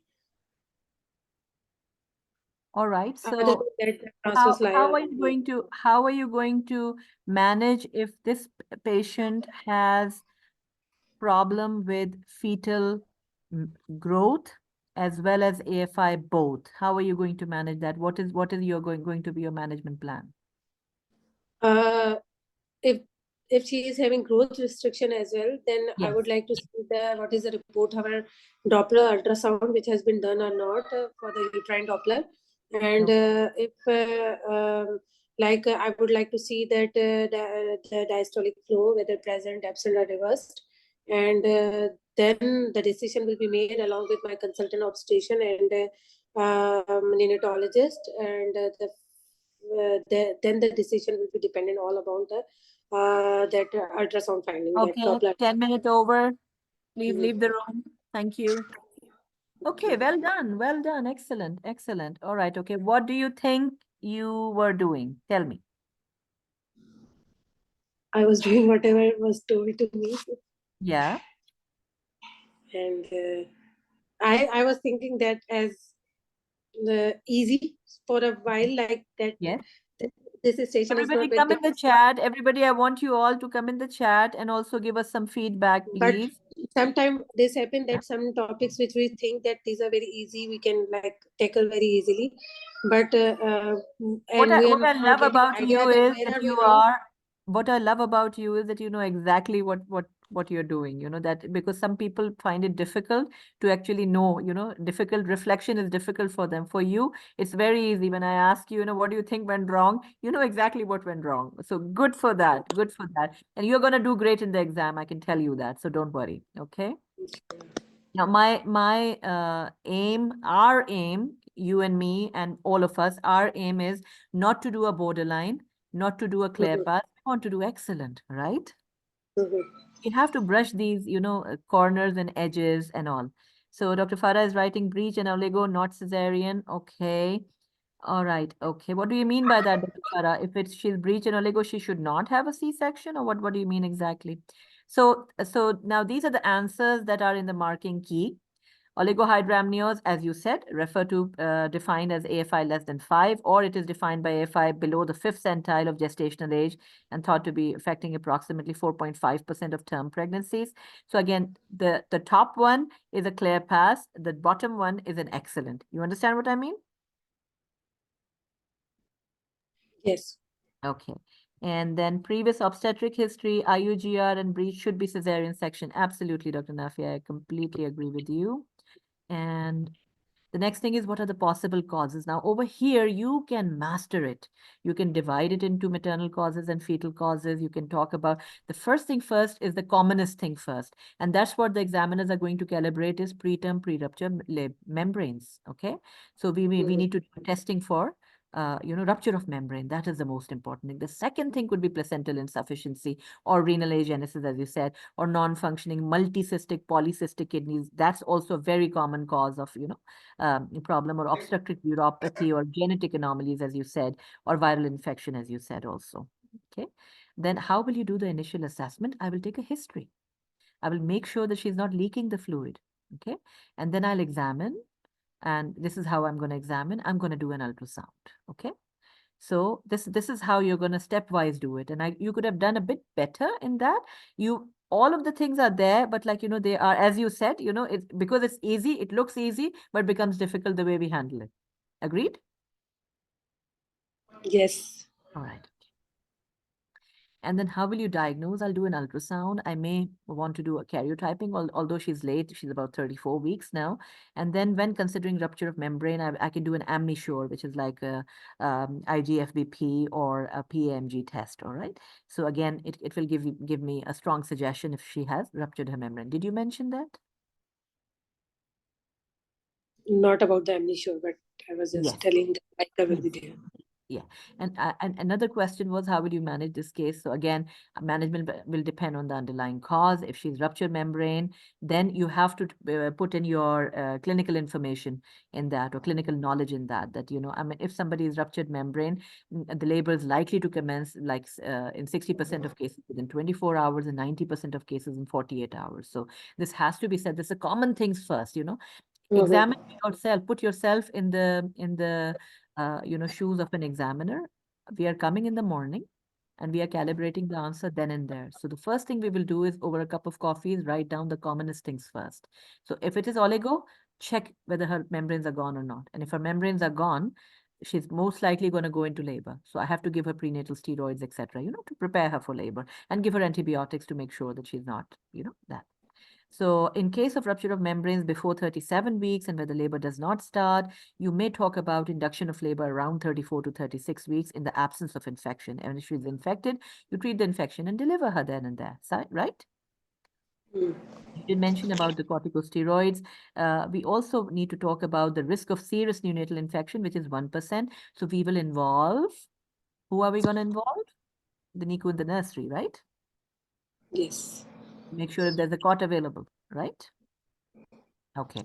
Now, we need to touch base with the placental insufficiency. The examiner prompted you twice. What if there is IUGR? So you need to talk about placental insufficiency, timing of delivery, rate of fetal growth, umbilical artery Dopplers, cardiotocography. So these babies are likely to be delivered before 36 to 37 weeks. You do not let them go to term for sure. Okay. And what about prognosis? So oligohydramnios in the late second trimester will carry a poor prognosis if we do not make a plan, right? So again, luckily these patients will go into labor, but again, I mean, if it's a prolonged rupture of membrane, then again, pulmonary hypoplasia can ensue and which can cause significant respiratory distress at birth. And these babies do need to go to special care baby unit and do need to have surfactant injections, in the special care baby units as well. So you need to involve the liaison of the neonatology unit ahead of time. And then again, if there is placental insufficiency, then again, you plan the delivery, you plan an induction if wherever possible. And then again, more importantly, you have to talk about, did we talk about counseling the mother and parents, about prolonged stay in the hospital and the baby going to the NICU? Did we mention that? I don't think that happened, right?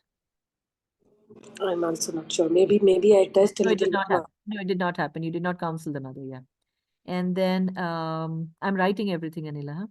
And then so the fetus will develop severe muscle contractures, which may lead to disability and may need physiotherapy after birth as well. So again, you talk about that as well. Now, this is an algorithm. This is a very interesting slide that all of you may want to capture now, as well as, there will be a PDF available of today's talk as well on your course materials so that you can have a look at it. And this will help you, structuring your answer appropriately. So in case of suspected oligohydramnios, there is a maternal assessment and there is fetal assessment, there is initial management, and then you identify a probable cause.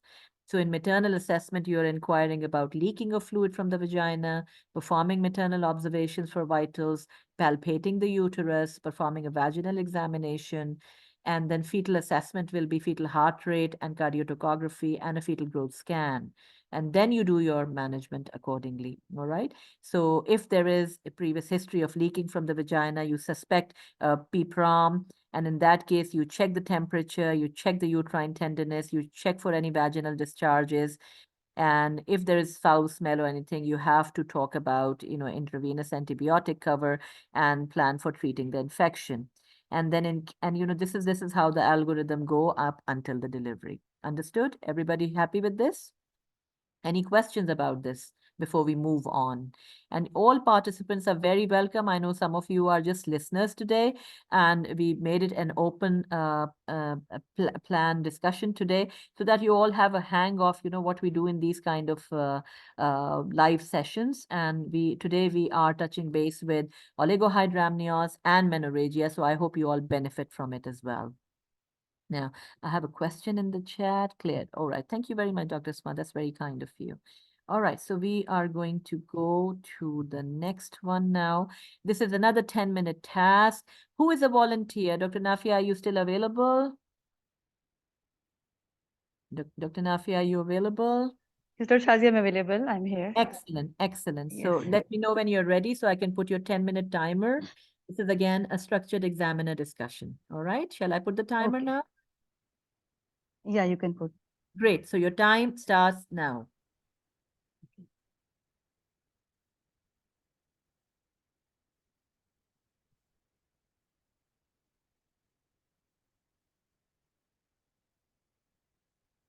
Yeah, Dr. Shazia and Dr. Nafia, I'm ready for discussion. Okay, all right. So you have the questions in front of you. You can read. And how will you do an initial assessment in this case? First of all, I will take my patient history, and I want to know about her previous obstetrical history, her outcomes, and mode of deliveries. And I will just confirm about the last menstrual period and confirm the gestational age for the patient. And I will like to just have a quick review about her first trimester, and if she has done her anti-scan, neckle tonsillensis scan, and amylase scan, and if she's take all the everything was okay at that time. And I need to know about the placental localization and the fetal growth scan previously. And then I will examine my patient. I will do her general physical examination. I need to know about her vital signs, especially pulse, blood pressure, and temperature. And I will just want to ask about how long she has this drainage of water. And then on examination, I can, with the sterile gloves and with the speculum, I can just do her speculum examination to see the color of the liquor, and if she has any discharges, any change in the color of the liquor after the patient permission. And already I have given, and then I can, and I need some investigations for the initial assessment.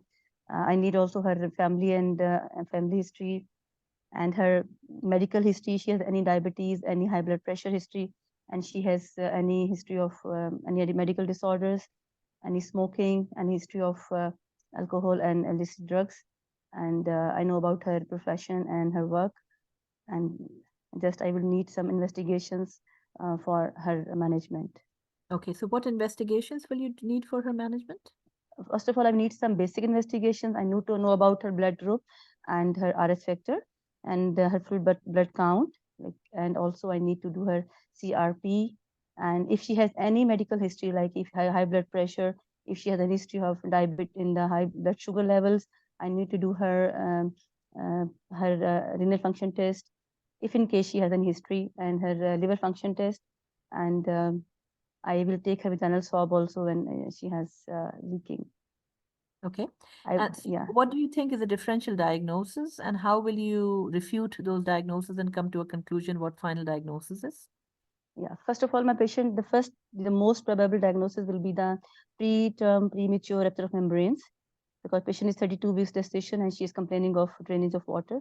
I would like to also exclude any vaginal infections by taking her high vaginal swab, and then I can see her depend upon her history. If she has any history of high blood pressure, any medical disorders, I like to see her previous fetal growth scans to diagnose maybe it is the placental insufficiency, or also about the growth of the baby. But on examination, yeah, the patient history is very clear, because this diagnosis of the premature preterm rupture of membrane depends upon the clear history that she has a gush of water. So most probably the diagnosis can be that she has a premature rupture of membranes. Are there any infections that can cause watery vaginal discharge? Yeah, she can have bacterial vaginosis, any chlamydia, any other vaginal infections. So I will take her vaginal swabs at the time of examination. All right. Okay. So again, now how will you manage this patient? First of all, I will counsel my patient, her husband, about the diagnosis that she has a case of preterm rupture of membrane, and we will have to admit the patient at least for 72 hours, and we will need to deliver her in the hospital where the facility of the nursery is available, and she should be under the consultant care, and pediatrician should be available at time of delivery. I will like to tell the patient that she will be admitted in the hospital. We will give her IV antibiotics, and we will have to monitor her vital signs every 4 hourly, check her temperature. We will see her for any sign of symptom of chorioamnitis, and we will give her steroid cover, which is for the fetal lung maturation. And if maybe we need to give her magnesium sulfate, which is for the neuroprotection of the baby.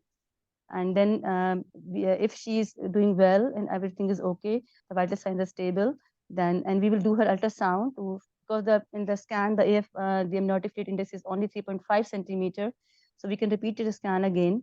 So if it is the same, and we check the baby topography if the CTG is normal, so we can counsel the patient that we may need early delivery for this patient. And the risk are in case that you did the investigations and the urine analysis came back positive for plus of protein and plus of leukocytes and plus of bacteria. So how are you going to manage this case now? Yeah, it means this patient is suffering from urinary tract infections. So I need to send her the midstream. I will need to send her culture sensitivity to find out the exact bacteria.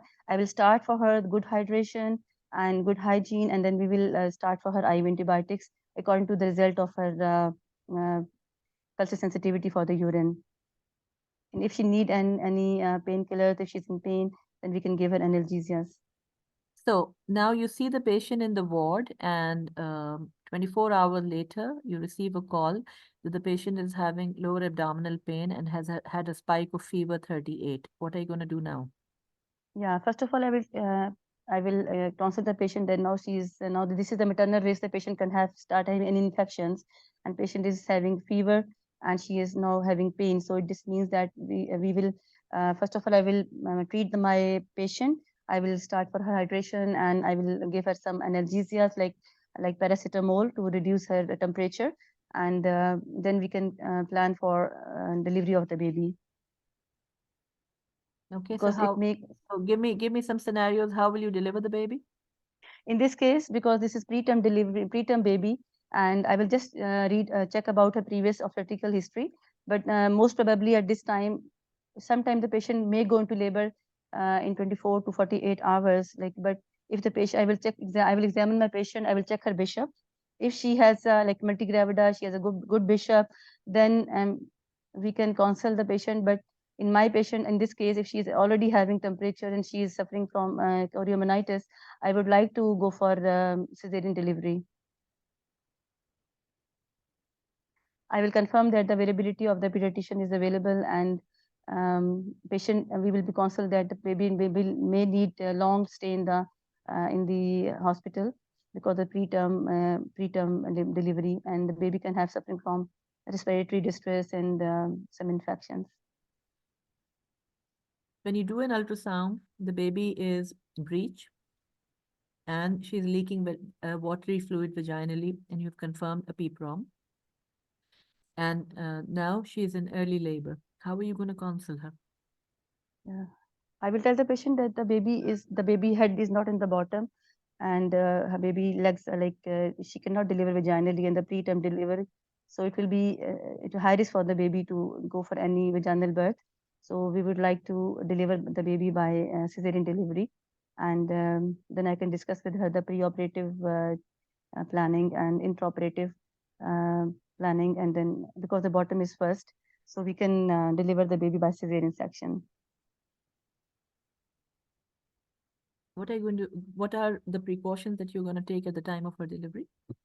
As the patient is in preterm, like she's 32 weeks, so in this case, after the preoperatively, we will check the WHO guideline. We'll check the checklist, and during cesarean section, because the liquor is already drained, and it is very less amount of liquor available in the uterine cavity, so that it should be done by the senior consultant and under the care of antibiotics. So baby we will just give the fenestrial incision. We will open the uterus in the lower segment, and in this case, baby can be delivered by breech extraction.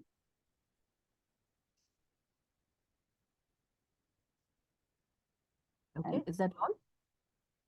And then we will just inform the patient about the post-op care. There is a risk of postpartum hemorrhage because patient is infected. So we will do the medical management and we'll anticipate the the postpartum hemorrhage. So we will keep ready the blood for the patient, and after delivering the patient, we will keep her in recovery for the vital signs record and also for any bleeding. And baby should be hand over to the pediatrician. Okay. And yeah. All right. Okay. And we will inform the patient. Time is up. Thank you very much. All right. Okay. Thank you very much, Dr. Nafia. So how do you think you performed? Well done. Well done. How do you think you performed? It was average. Okay. No. I want you to describe exactly what did you do good? What could you do better? For the management, I think I should know more details. I should discuss with the patient about management in detail. And also the post-operative care and the stay of the patient in the hospital, and then discharge, and then follow-up in the hospital, and then breastfeeding and the contraception. First thing first, come back to the main case that she's a PPROM. Okay, most likely she's a PPROM. The other differential diagnosis, did you mention UTI in the other diagnosis? No, I didn't mention it. Then the examiner had to prompt you, and then by making a scenario of UTI. At that point in time, you realize that, that there's something missing, right?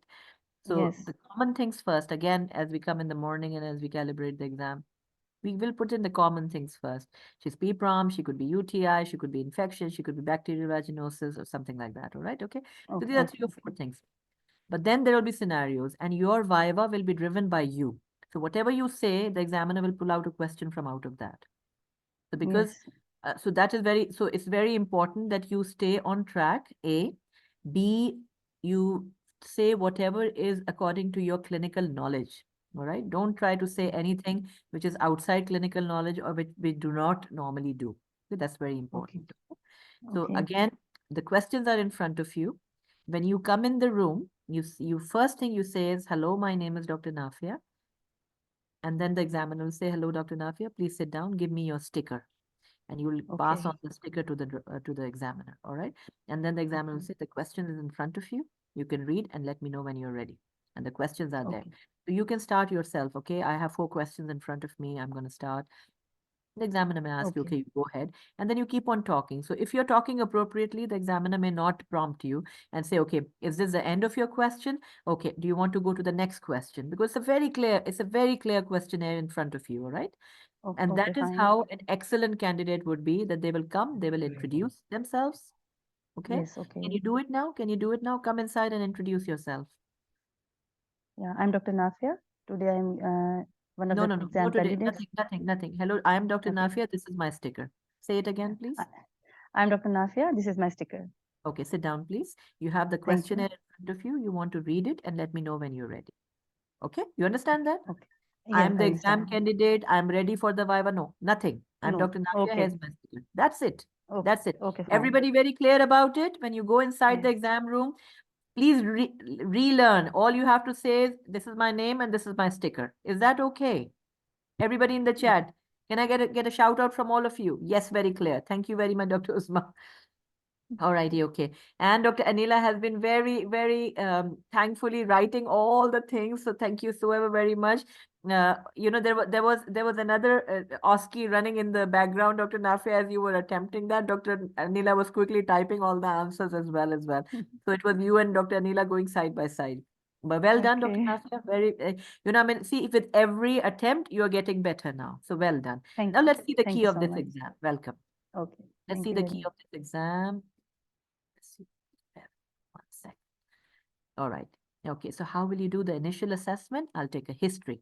I'll inquire more about the detail of the drainage of the fluid, the amount and the color and the smell. I'll check if she's in pain. I will check if she has fever. I'll check about the fetal movement because there are 2 patients, right? What about any vaginal bleeding, any symptoms suggesting UTI, any previous history of similar event, any previous history of preterm deliveries? I'll take a complete history. Does that make sense, Dr. Nafia? Yes, Dr. Shazia. Yeah. All right. What did we miss in this one? I think fetal Yeah. movements we missed, Yeah, right? fetal movements I missed, And yes. UTI, And I believe. UTI, yes. UTI. Previous preterm delivery. History of preterm deliveries, yes. I asked about the previous obstetrical history, but I didn't ask Yeah. previous preterm deliveries. Yes. Yeah. No, I'm writing down whatever you said. I'm writing down, so I know what you missed. So that's why I'm pointing it out for you. Okay. Yes. Now, in Yes. examination, of course, we'll do the vitals. Of course, you palpated the abdomen. You did a speculum examination. Did you auscultate the fetal heart? No, I did only CTG. Now, yes, if Dr. CTG, that's yeah. fine. One or the other. Yes, All right. Okay. Okay. So Yeah. then, Speculum examination. do a full blood count. Did we do a CRP? You did Yeah. do vaginal swabs when I prompted you. You did CTG, Yeah. you did ultrasound, and we need to do the amnisure test. Okay. The Okay. amnisure in Fine. Ireland are called IGFBP or PAMG1. All right. PAMG1. Okay. Fine. All right, okay. And then the differential diagnosis, of course, any placental insufficiency, any vaginal discharge, preterm rupture of membrane. I don't know why UTI is missing in there. I should add the UTI as well. Just bear with me for 1 second. I think over here it should be UTI. You all agree? UTI should be there? Yes. Because this is gonna go online for you all to say. So I don't want anybody to say why UTI was missing from there. Alrighty, okay. Let's go back. All right. So what are the possible risks in this case? Preterm delivery, Abruption. a pulmonary hypoplasia for the baby. For the mother, it's like abruption or cord prolapse. Okay. So these are the possible risks. Okay. You can add so many other things, risk of preterm delivery, risk of NICU admission and all, but these are the main common things. So as an examiner, we calibrate and we write the common things first. So the minimum that the candidate has to say in this case is these 4 things, and you will score a mark. Okay. And how will you manage? I will admit, I will monitor the vitals, I will monitor for presence of any infection, Tenderness, and I will monitor for the color and smell of the fluid. I will check for the baby's fetal heart and contraction. I'll give antibiotics, and that's my antibiotic of choice, erythromycin. I'll give corticosteroids. I know that 60% of the time these ladies will go into labor. So again, I have to check with the baby doctors, I have to plan a delivery, I have to give prenatal steroids, etc. Okay? Okay. Alrighty, okay. Who is going to perform the next OSCE? All right, Dr. Tahira, are you online? Dr. Tahira, welcome. Are you online, Dr. Tahira? अब लग रहा है exam sir पे आ गए. Okay, Yeah. you can mute yourself, Dr. Nafia, now. All right, okay. Dr. Tahira, I really wanted you to perform one OSCE for me today. Where did you go? I saw you online earlier. Maybe you have left. All right, okay. Anybody else? Any volunteer? Or today's is between Anila and Nafia today, huh? Anybody want to unmute yourself? Let yourself know if you're ready for the OSCE. I believe, is it the last one? Let me see. Is it the last one? I think it is the last one. Yes, yeah. All right. Who want to do this one, please? Let yourself known. God bless you all. Mashallah, 33 people online. Anyone? Any volunteer? Okay.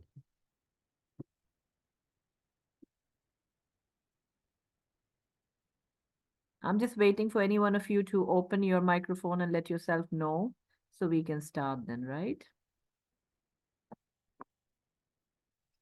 Dr. Asma, are you available? Dr. Arjumand, are you available?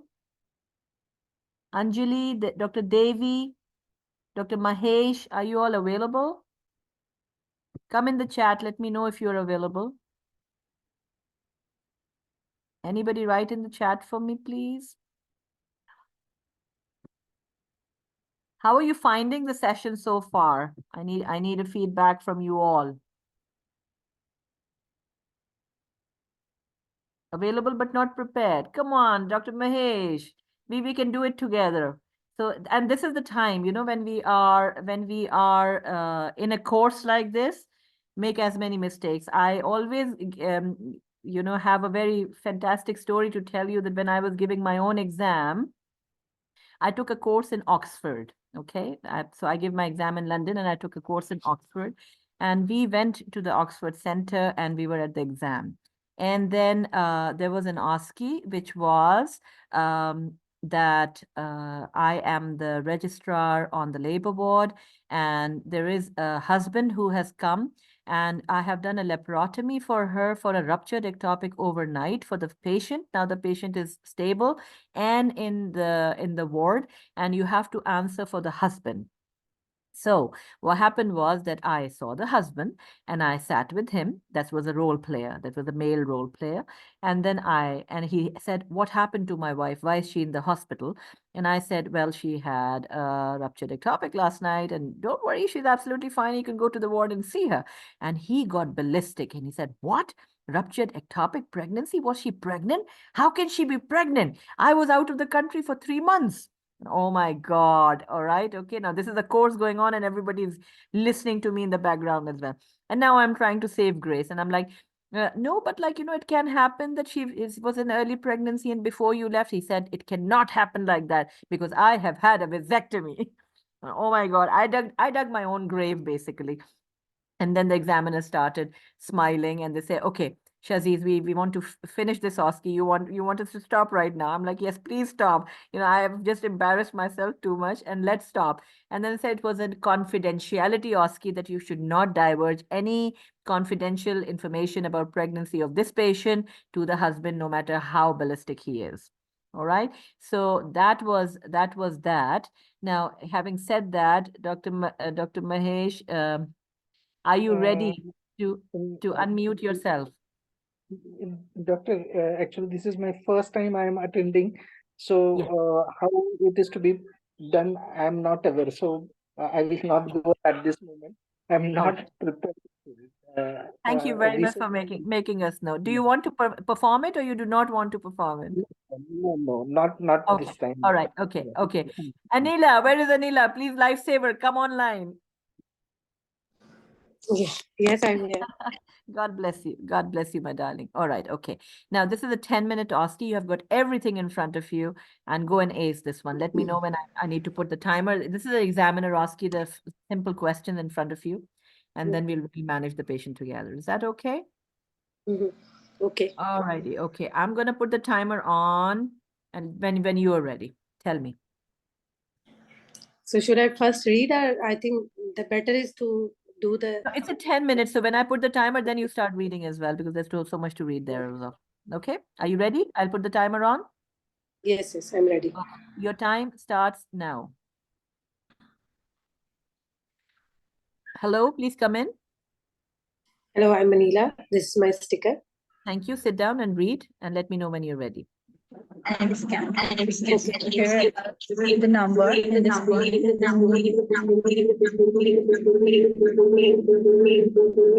Is some echo?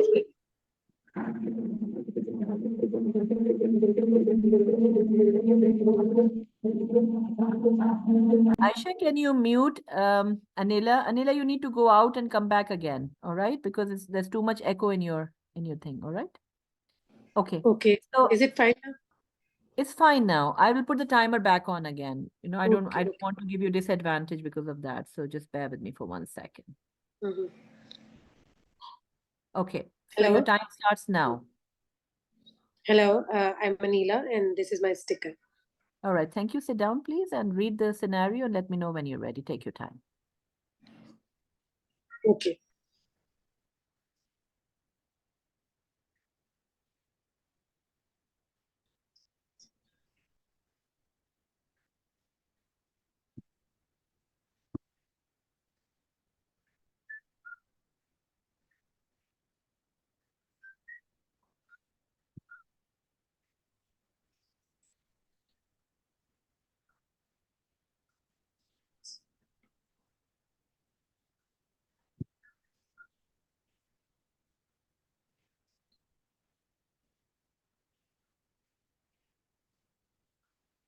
Okay, I'm ready for the discussion.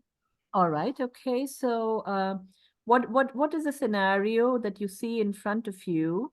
What is your immediate action when you arrive in the labor ward to manage the situation? As I have been given a call in the labor ward for this patient. The situation which is in front of me, she has been induced for the oligo and IUGR, and she has been admitted. The process has been started from last night, and now after from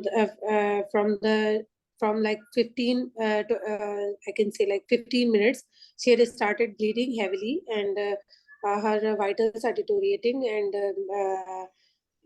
What are your immediate actions? What are going to be your immediate actions? immediately, I would like to first call for help, and I would involve a midwife and one of my team members, which could be any like ST3 or ST4 resident, and then I would call my consultant as well. ST3 and ST4 is in UK. This is an Irish exam. Please correct yourself here. Sorry, SHO1, SHO2 are like that. Thank you. And I would like to I would do the ABC, and I would check the response of the patient. I will call her name, and if whether she's responsive or not, and I would like to ask my assistant to insert the IV lines, and I will check her circulation as well. Along with that, I would start her maintaining her IV lines and start the IV fluids. And then I would like to see that because she has already started bleed, so and review the CTG that how it is happening. Like if she is like deteriorating a lot, that the fetal distress is evident to the CTG, then I would inform my consultant, and along with the blood bank will be called as well, because the patient is in emergency and she need to have a lot of blood for her. And when IV line will be inserted, at that time all the labs will be taken out for her blood count, coagulation screen, and blood group, and save samples will be taken along with the electrolytes and her urea creatinine and everything. And for this patient, she should be needed to go for cesarean section under the general anesthesia, because the baby need to be survived as well. So a neonatologist will be involved as well. And if the patient is a little bit like, What will be your immediate diagnosis, and what will be your differential diagnosis in this case? this patient, she could have gone in abruption, and it could be an abruption placenta, and that could be she could go on in a DIC, like because of the labor and all this, and that What could is be my different what is your top diagnosis? abruption, Okay. because she is having pain, and with that bleeding is happening. So she could have an abruption along with, because she is already induction, because of the induction of the labor and oxytocin which has been given. Maybe the abruption is started, and so she will be immediately given. Come on the S bar, and come in the assessment. And Yes, there is sir. tender abdominal longitudinal lie, and head is 5/5 palpable. And in the background, the head was 2/5 palpable before. So, What could so she could have a rupture uterus, rupture of the uterus can happen, because she's All glabra right. 4. Okay. So rupture could, there could be a rupture, there could be abruption afterwards. All right. Okay. So now, most probably ruptured what uterus. do you think would have contributed to this rupture, looking at the S bar? One of the reason could be she is multigravida, and she could have given the induction oxytocin because of that, because she is already induced with the prostaglandin, so oxytocin could be avoided in her case, and she could have led to the spontaneous labor.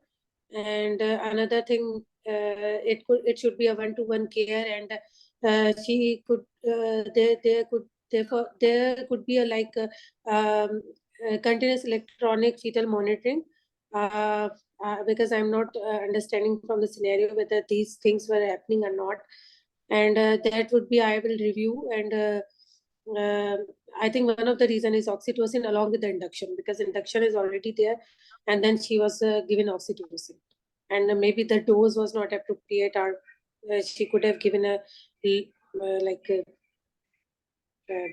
that could happen. Okay. And then what can you once this scenario is over, of course, you took her to the OR and you are expected to deliver her. And at the time of delivery, it was confirmed that it was a uterine rupture. What do you do next?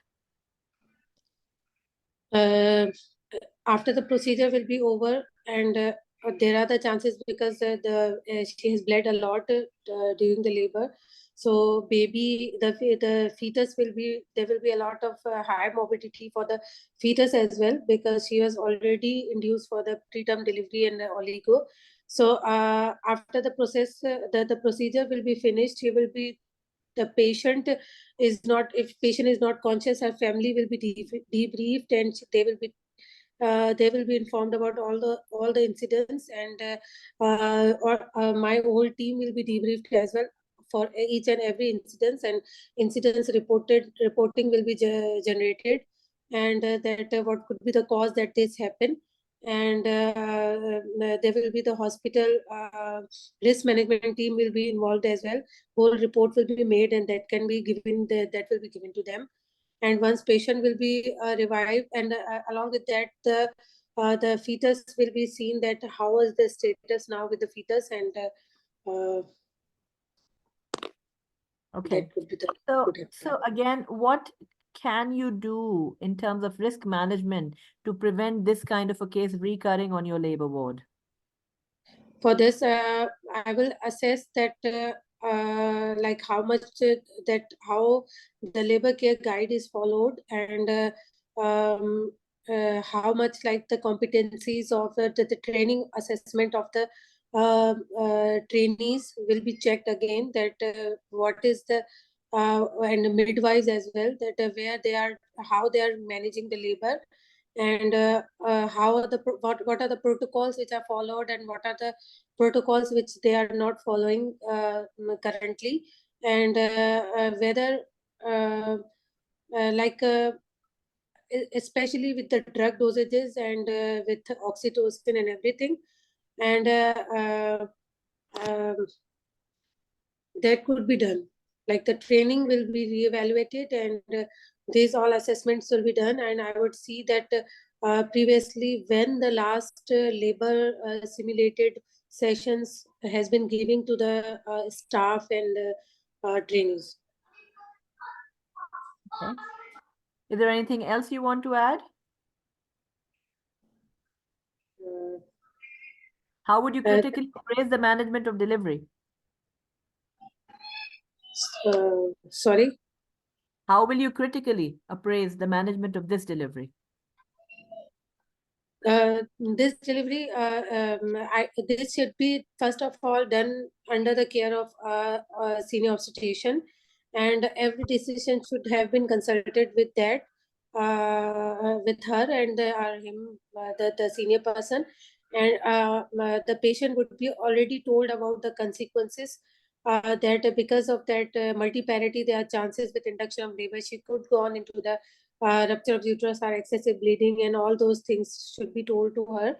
And if the induction is decided, then the dose could be halved, and the prostaglandin dose could be halved, and oxytocin would be given. If it is a very need that oxytocin should be given, then it should be given with very vigilance, and with one-to-one care, and Okay, with the time is up. Okay, well done.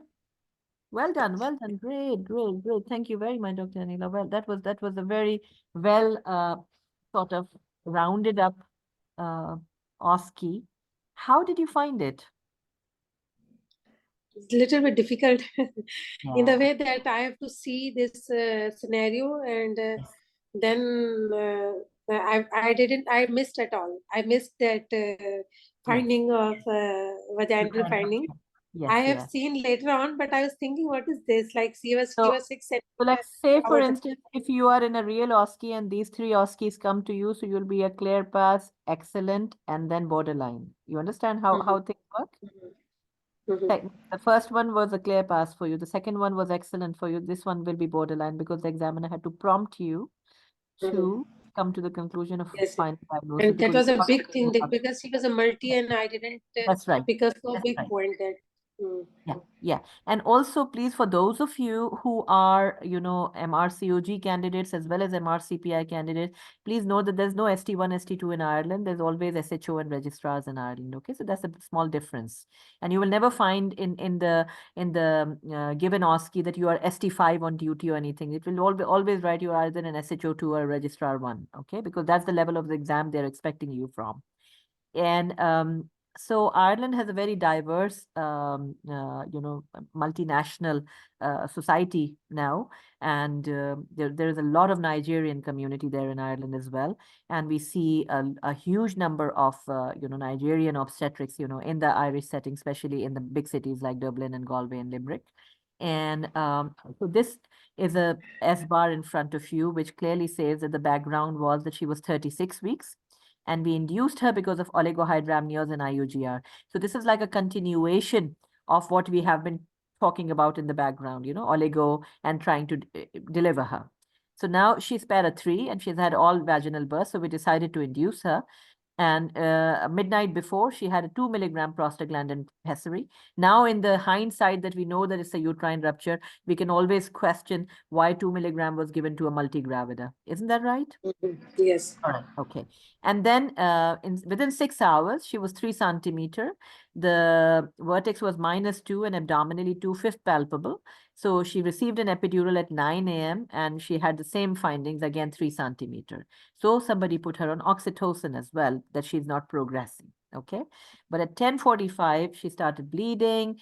Her blood pressure dropped, her pulse raised, her respiratory rate raised, and she had a very tender abdomen. And at this point in time, the midwife can feel the whole head up in the abdomen and cannot feel any presenting part in the pelvis. Now, that is a huge sign of rupture uterus, okay?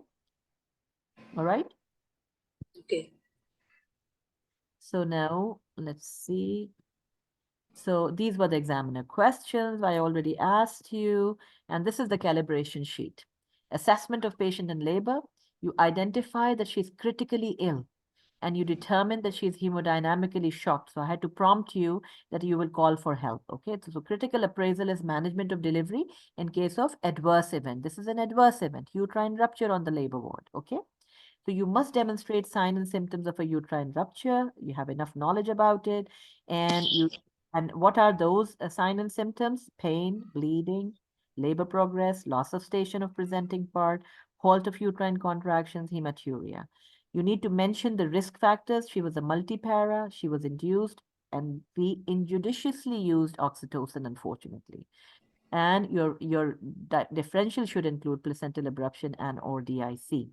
And you would ideally be able to interpret and communicate the information on the S-bar and get some senior help. You should be aware that the risk of rupture is 2 to 3 times with induction in multipara. So that's your clinical knowledge, okay? And you have to tell that to the examiner. You should be aware that oxytocin use injudiciously has its own hazards. You have to be aware that you will later be doing a critical incident reporting, right? Okay, and you have to justify your initial plan, investigations, and management. So call the senior help, anesthesia, OR, neonatologist, blood bank. Orderly and clear manner. I will ask for help. I will ask for senior obstetrician, anesthetist, neonatologist. I will ask the OR to be ready and arrange the blood bank. Patient and family counseling. Of course, I will tell the patient, things are not going well and we have to take you to the OR. I'll consent, I'll do a WHO checklist, I'll perform an urgent cesarean section, I will do an enhanced recovery after surgery, a VTE prophylaxis, blood management protocol, HDU transfer. Of course, I have to put her on IMUs. I will probably involve hematologist if she's DIC. I will again debrief the family. I will do a team debriefing. I will do a documentation. I will do incident reporting. That's the exact thing that the examiner wants you to do. That's the exact thing that the college wants you to do. Everybody understood? Write in chat, please. Okay, so this is the best way I can summarize it for you, that if an adverse event like a uterine rupture happens on the labor ward, I want you all to talk about like this, not only in the exam, but also wherever you're working, wherever in the world you're working. This is the safety in the labor ward. This is our bread and butter. Okay, so understood very clearly, everybody. Thank you, Dr. Fareen. Dr. Fahim, thank you. Thank you very much, Dr. Nafia. Thank you very much, everybody. Alrighty, okay. Now, this is a slide that I prepared for you. These are barcodes, QR codes. On the left is the NICE guideline for menorrhagia. On the right is the HSC Irish guideline for menorrhagia. So you can take a photo. This will also be available for you as a PDF on the online, your course material. So, but this is a good way of, I like using barcodes. I like using QR codes so that you can save them in your telephone for later references as well. All right, what else do we have? Let me see. Now, these are very important slides. Pay attention to them. Now, this is when you are dealing with a role player. So how do you tackle for menorrhagia and oligohydramnios? Okay, those jargons that you know how to address a fibroid, how to address a polyp, how to address menorrhagia, or how to address oligomenorrhea. Let's see what we can say. So for any liker issues like oligo or polyhydramnios, you will say, okay, Philomena or Mary or whoever, whatever is the patient's name, Sheila, the amniotic fluid fills the sac around your developing baby and plays several important roles. Under normal circumstances, the amount of amniotic fluid you have, it will increase until the start of your 3rd trimester of pregnancy. And will peak about like the 9th month. However, after that, it will gradually decrease. So now your ultrasound today shows that there is very little fluid left at this point in pregnancy, and this is called oligohydramnios. All right, and if there's too much fluid, you can say it is called polyhydramnios, okay? And the problem with the low level of amniotic fluid is that it may make the complication of labor more likely. And our main concern is that the fluid has gone down in level. So the baby, who is normally moving in your belly because of the presence of excessive fluid around it, may not be able to move properly. And with the contractions of the uterus, it may compress the umbilical cord and make the baby tired inside your belly. So if you are diagnosed with oligohydramnios, we need to arrange a high-resolution scan to check why it is happening, because the placenta makes the water and the baby makes the water. Okay, so one of the things is not working well, or maybe you may be having some leaking, or the water may have leaked from down below. So do you have you had experienced any leaking before? So this is how you talk to the patient in a clinic where there are absolutely no medical jargons when you're trying to talk about the water being less around the baby. Okay, if everything is fine, I will follow you up in the outpatient on a weekly basis, or every 2 weeks at least, where we are going to check the water around the baby with ultrasound, and we have to monitor and watch closely for signs of any preterm birth. So you explain it in that way. And if you haven't been tested for gestational diabetes, we will do so. Okay, what about menorrhagia? What about heavy menstrual bleeding? Again, okay, Mary, we need to find the cause of your heavy periods. I do need to ask you about your medical history, including your contraception history. What about your last cervical screening? What type of bleeding is like? For example, how long your period lasts, how often you need to change the sanitary pads, any related symptoms, any bleeding between the two periods. One of you said intermenstrual bleeding. The common thing to ask in UK and Ireland is, do you have any bleeding between the periods? And then what effects the bleeding is having on your everyday life? Are you planning to have a baby? So the patient is explaining you again and again, she wants to have a pregnancy. The first thing you should ask, and the patient should volunteer, is, are you planning for a pregnancy or no? All right. So that will give you an edge on your history taking as well.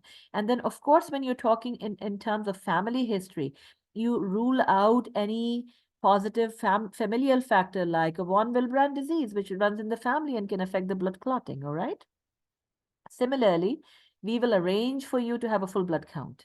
This can identify an iron deficiency, which can be caused by heavy periods. So if you have an iron deficiency, we will need to treat that. Dr. Fahim, please do not fret. Yes, you will have a recording of the session and also the PDF of the presentation as well.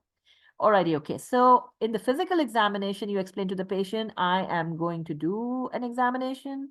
Let's find out a cause for your heavy bleeding.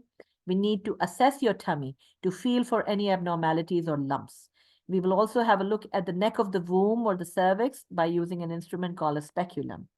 This will hold the walls inside the vagina to check your womb or ovaries if they are tender or enlarged. Are you okay with that? I will be gentle in the presence of a chaperone, and I will respect your privacy. Do I have your permission? Okay. So all these sentences you are going to incorporate into a jargon-free counseling of the patient. So each and every session that we are going to have, we are going to talk about in the end how to tackle the role player counseling. All right.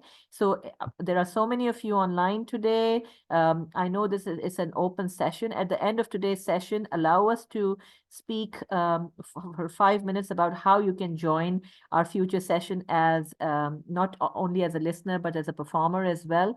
Miss Aisha, who is our medical admin help today, would like to talk to you about how you can join our upcoming course as well. All right. And so finally, what are you going to talk about? The testing. Okay, other tests we will check for abnormalities of the womb and ovaries. We will check for fibroid, or we will check for adenomyosis, including an ultrasound scan. There are 2 ways to do the ultrasound: outside your body, called a pelvic ultrasound; inside your vagina, where we put a small probe in the vagina to get a close-up image of your womb. This is called a transvaginal scan. All right. And if you talk about hysteroscopy, this is a procedure to examine the inside of your womb. We pass a narrow telescope with a light and camera at the end into your womb through the vagina. And the images we are looking at on a television screen, so we can clearly see if there's a cause. Am I clear so far? And sometimes we need to do a biopsy at the same time. This involves removing a small sample of the lining of the womb for examination under a microscope. Now let's see what a fibroid looks like. So fibroid. These are non-cancerous growths in the muscle of the womb. They sometimes cause no problem at all, but often can cause symptoms such as heavy periods. Okay. Other condition in the womb, for example, small fleshy lump, they are called polyps. They can be easily removed via the telescopic camera. Other causes could be a cancer of the lining of the womb, which is called endometrial cancer. There could be other hormonal problems. Your periods can be irregular. Sometimes you're not ovulating properly, and this can occur in women with polycystic ovarian syndrome, or women with underactive thyroid gland may also have heavy periods. When you're talking about the coil, you can say that the intrauterine device can cause sometimes heavy periods. However, there is a special coil which is called the hormone releasing system. It actually treats, and it is licensed for use for treating heavy period as the first line of management. Would you like to know more about that? How would you explain the pelvic infection? That there are different infections that can sometimes lead to heavy bleeding.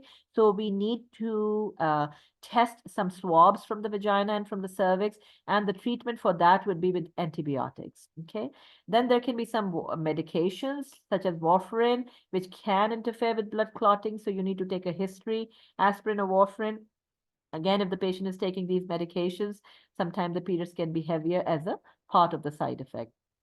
Sometimes the patient may be on chemotherapy for other reasons, can cause heavy period. And of course, last but not the least, von Willebrand disease is a rare cause of heavy bleeding. So you have to take a history and you have to describe that to the patient that could be the possible cause of the bleeding. With this, we come to the end of today's session.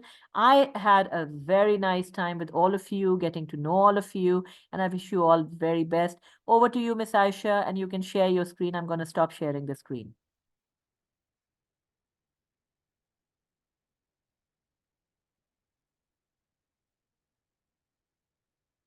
Assalamualaikum, Dr. Shazia, Dr. Taira. Assalamualaikum, everyone. So stay with us for another 5 minutes, folks, because we are going to talk about, how we are running the course and how you can join us. Thank you, everyone.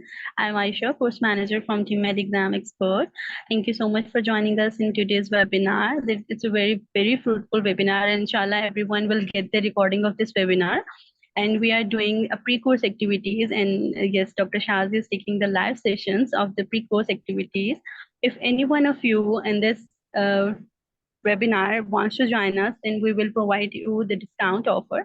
Only for those who are today in this webinar, they will get a good discount. And also, if you want to join us in a group form, then you will get a good discount in a group form, and you will be a part of a complete regular course from now. And inshallah, for after the pre-course activities, we will start the regular course. So you will be a part of this course from now till the November exam date, and you will get the guidance from our brilliant and experienced mentors, Dr. Shazia Maqsood and Dr. Taira Shazadi. Any one of you want to join us and willingly to avail a complete regular course, also you can avail a mock exam as well. So you can avail in a discounted offer. So the discount offer is all of you open. For all of you is open till then 72 hours. If you want to avail, then please let us know. I'm here and my number is already shared in the screen, so anyone can take this and please join us. And thank you so much from my side. Thank you so much, Dr. Shazia, and thank you so much for everyone. If you have any query, then please let me know, or you can text me here so I can answer. Thank you.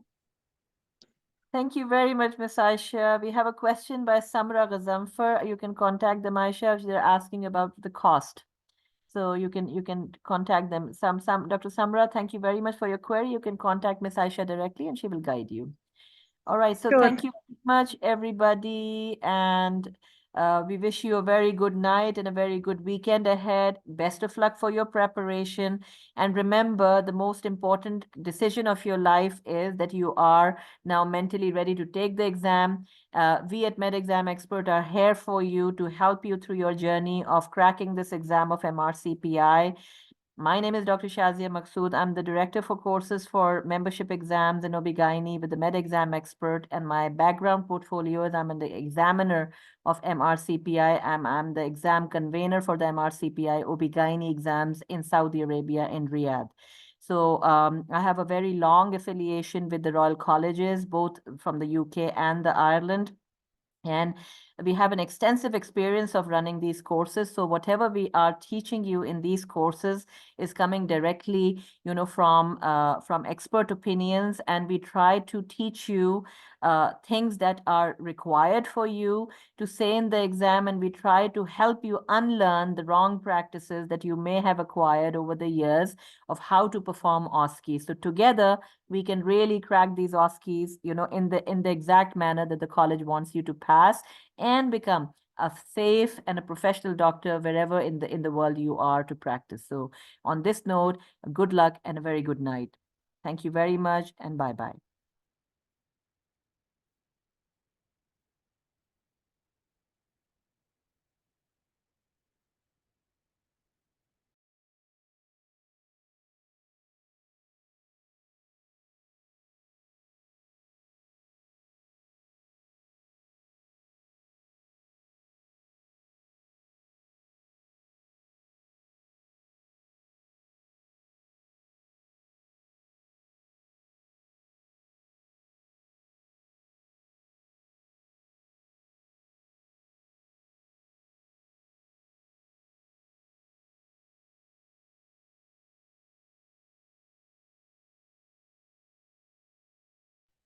Thank you so much, everyone. If you have any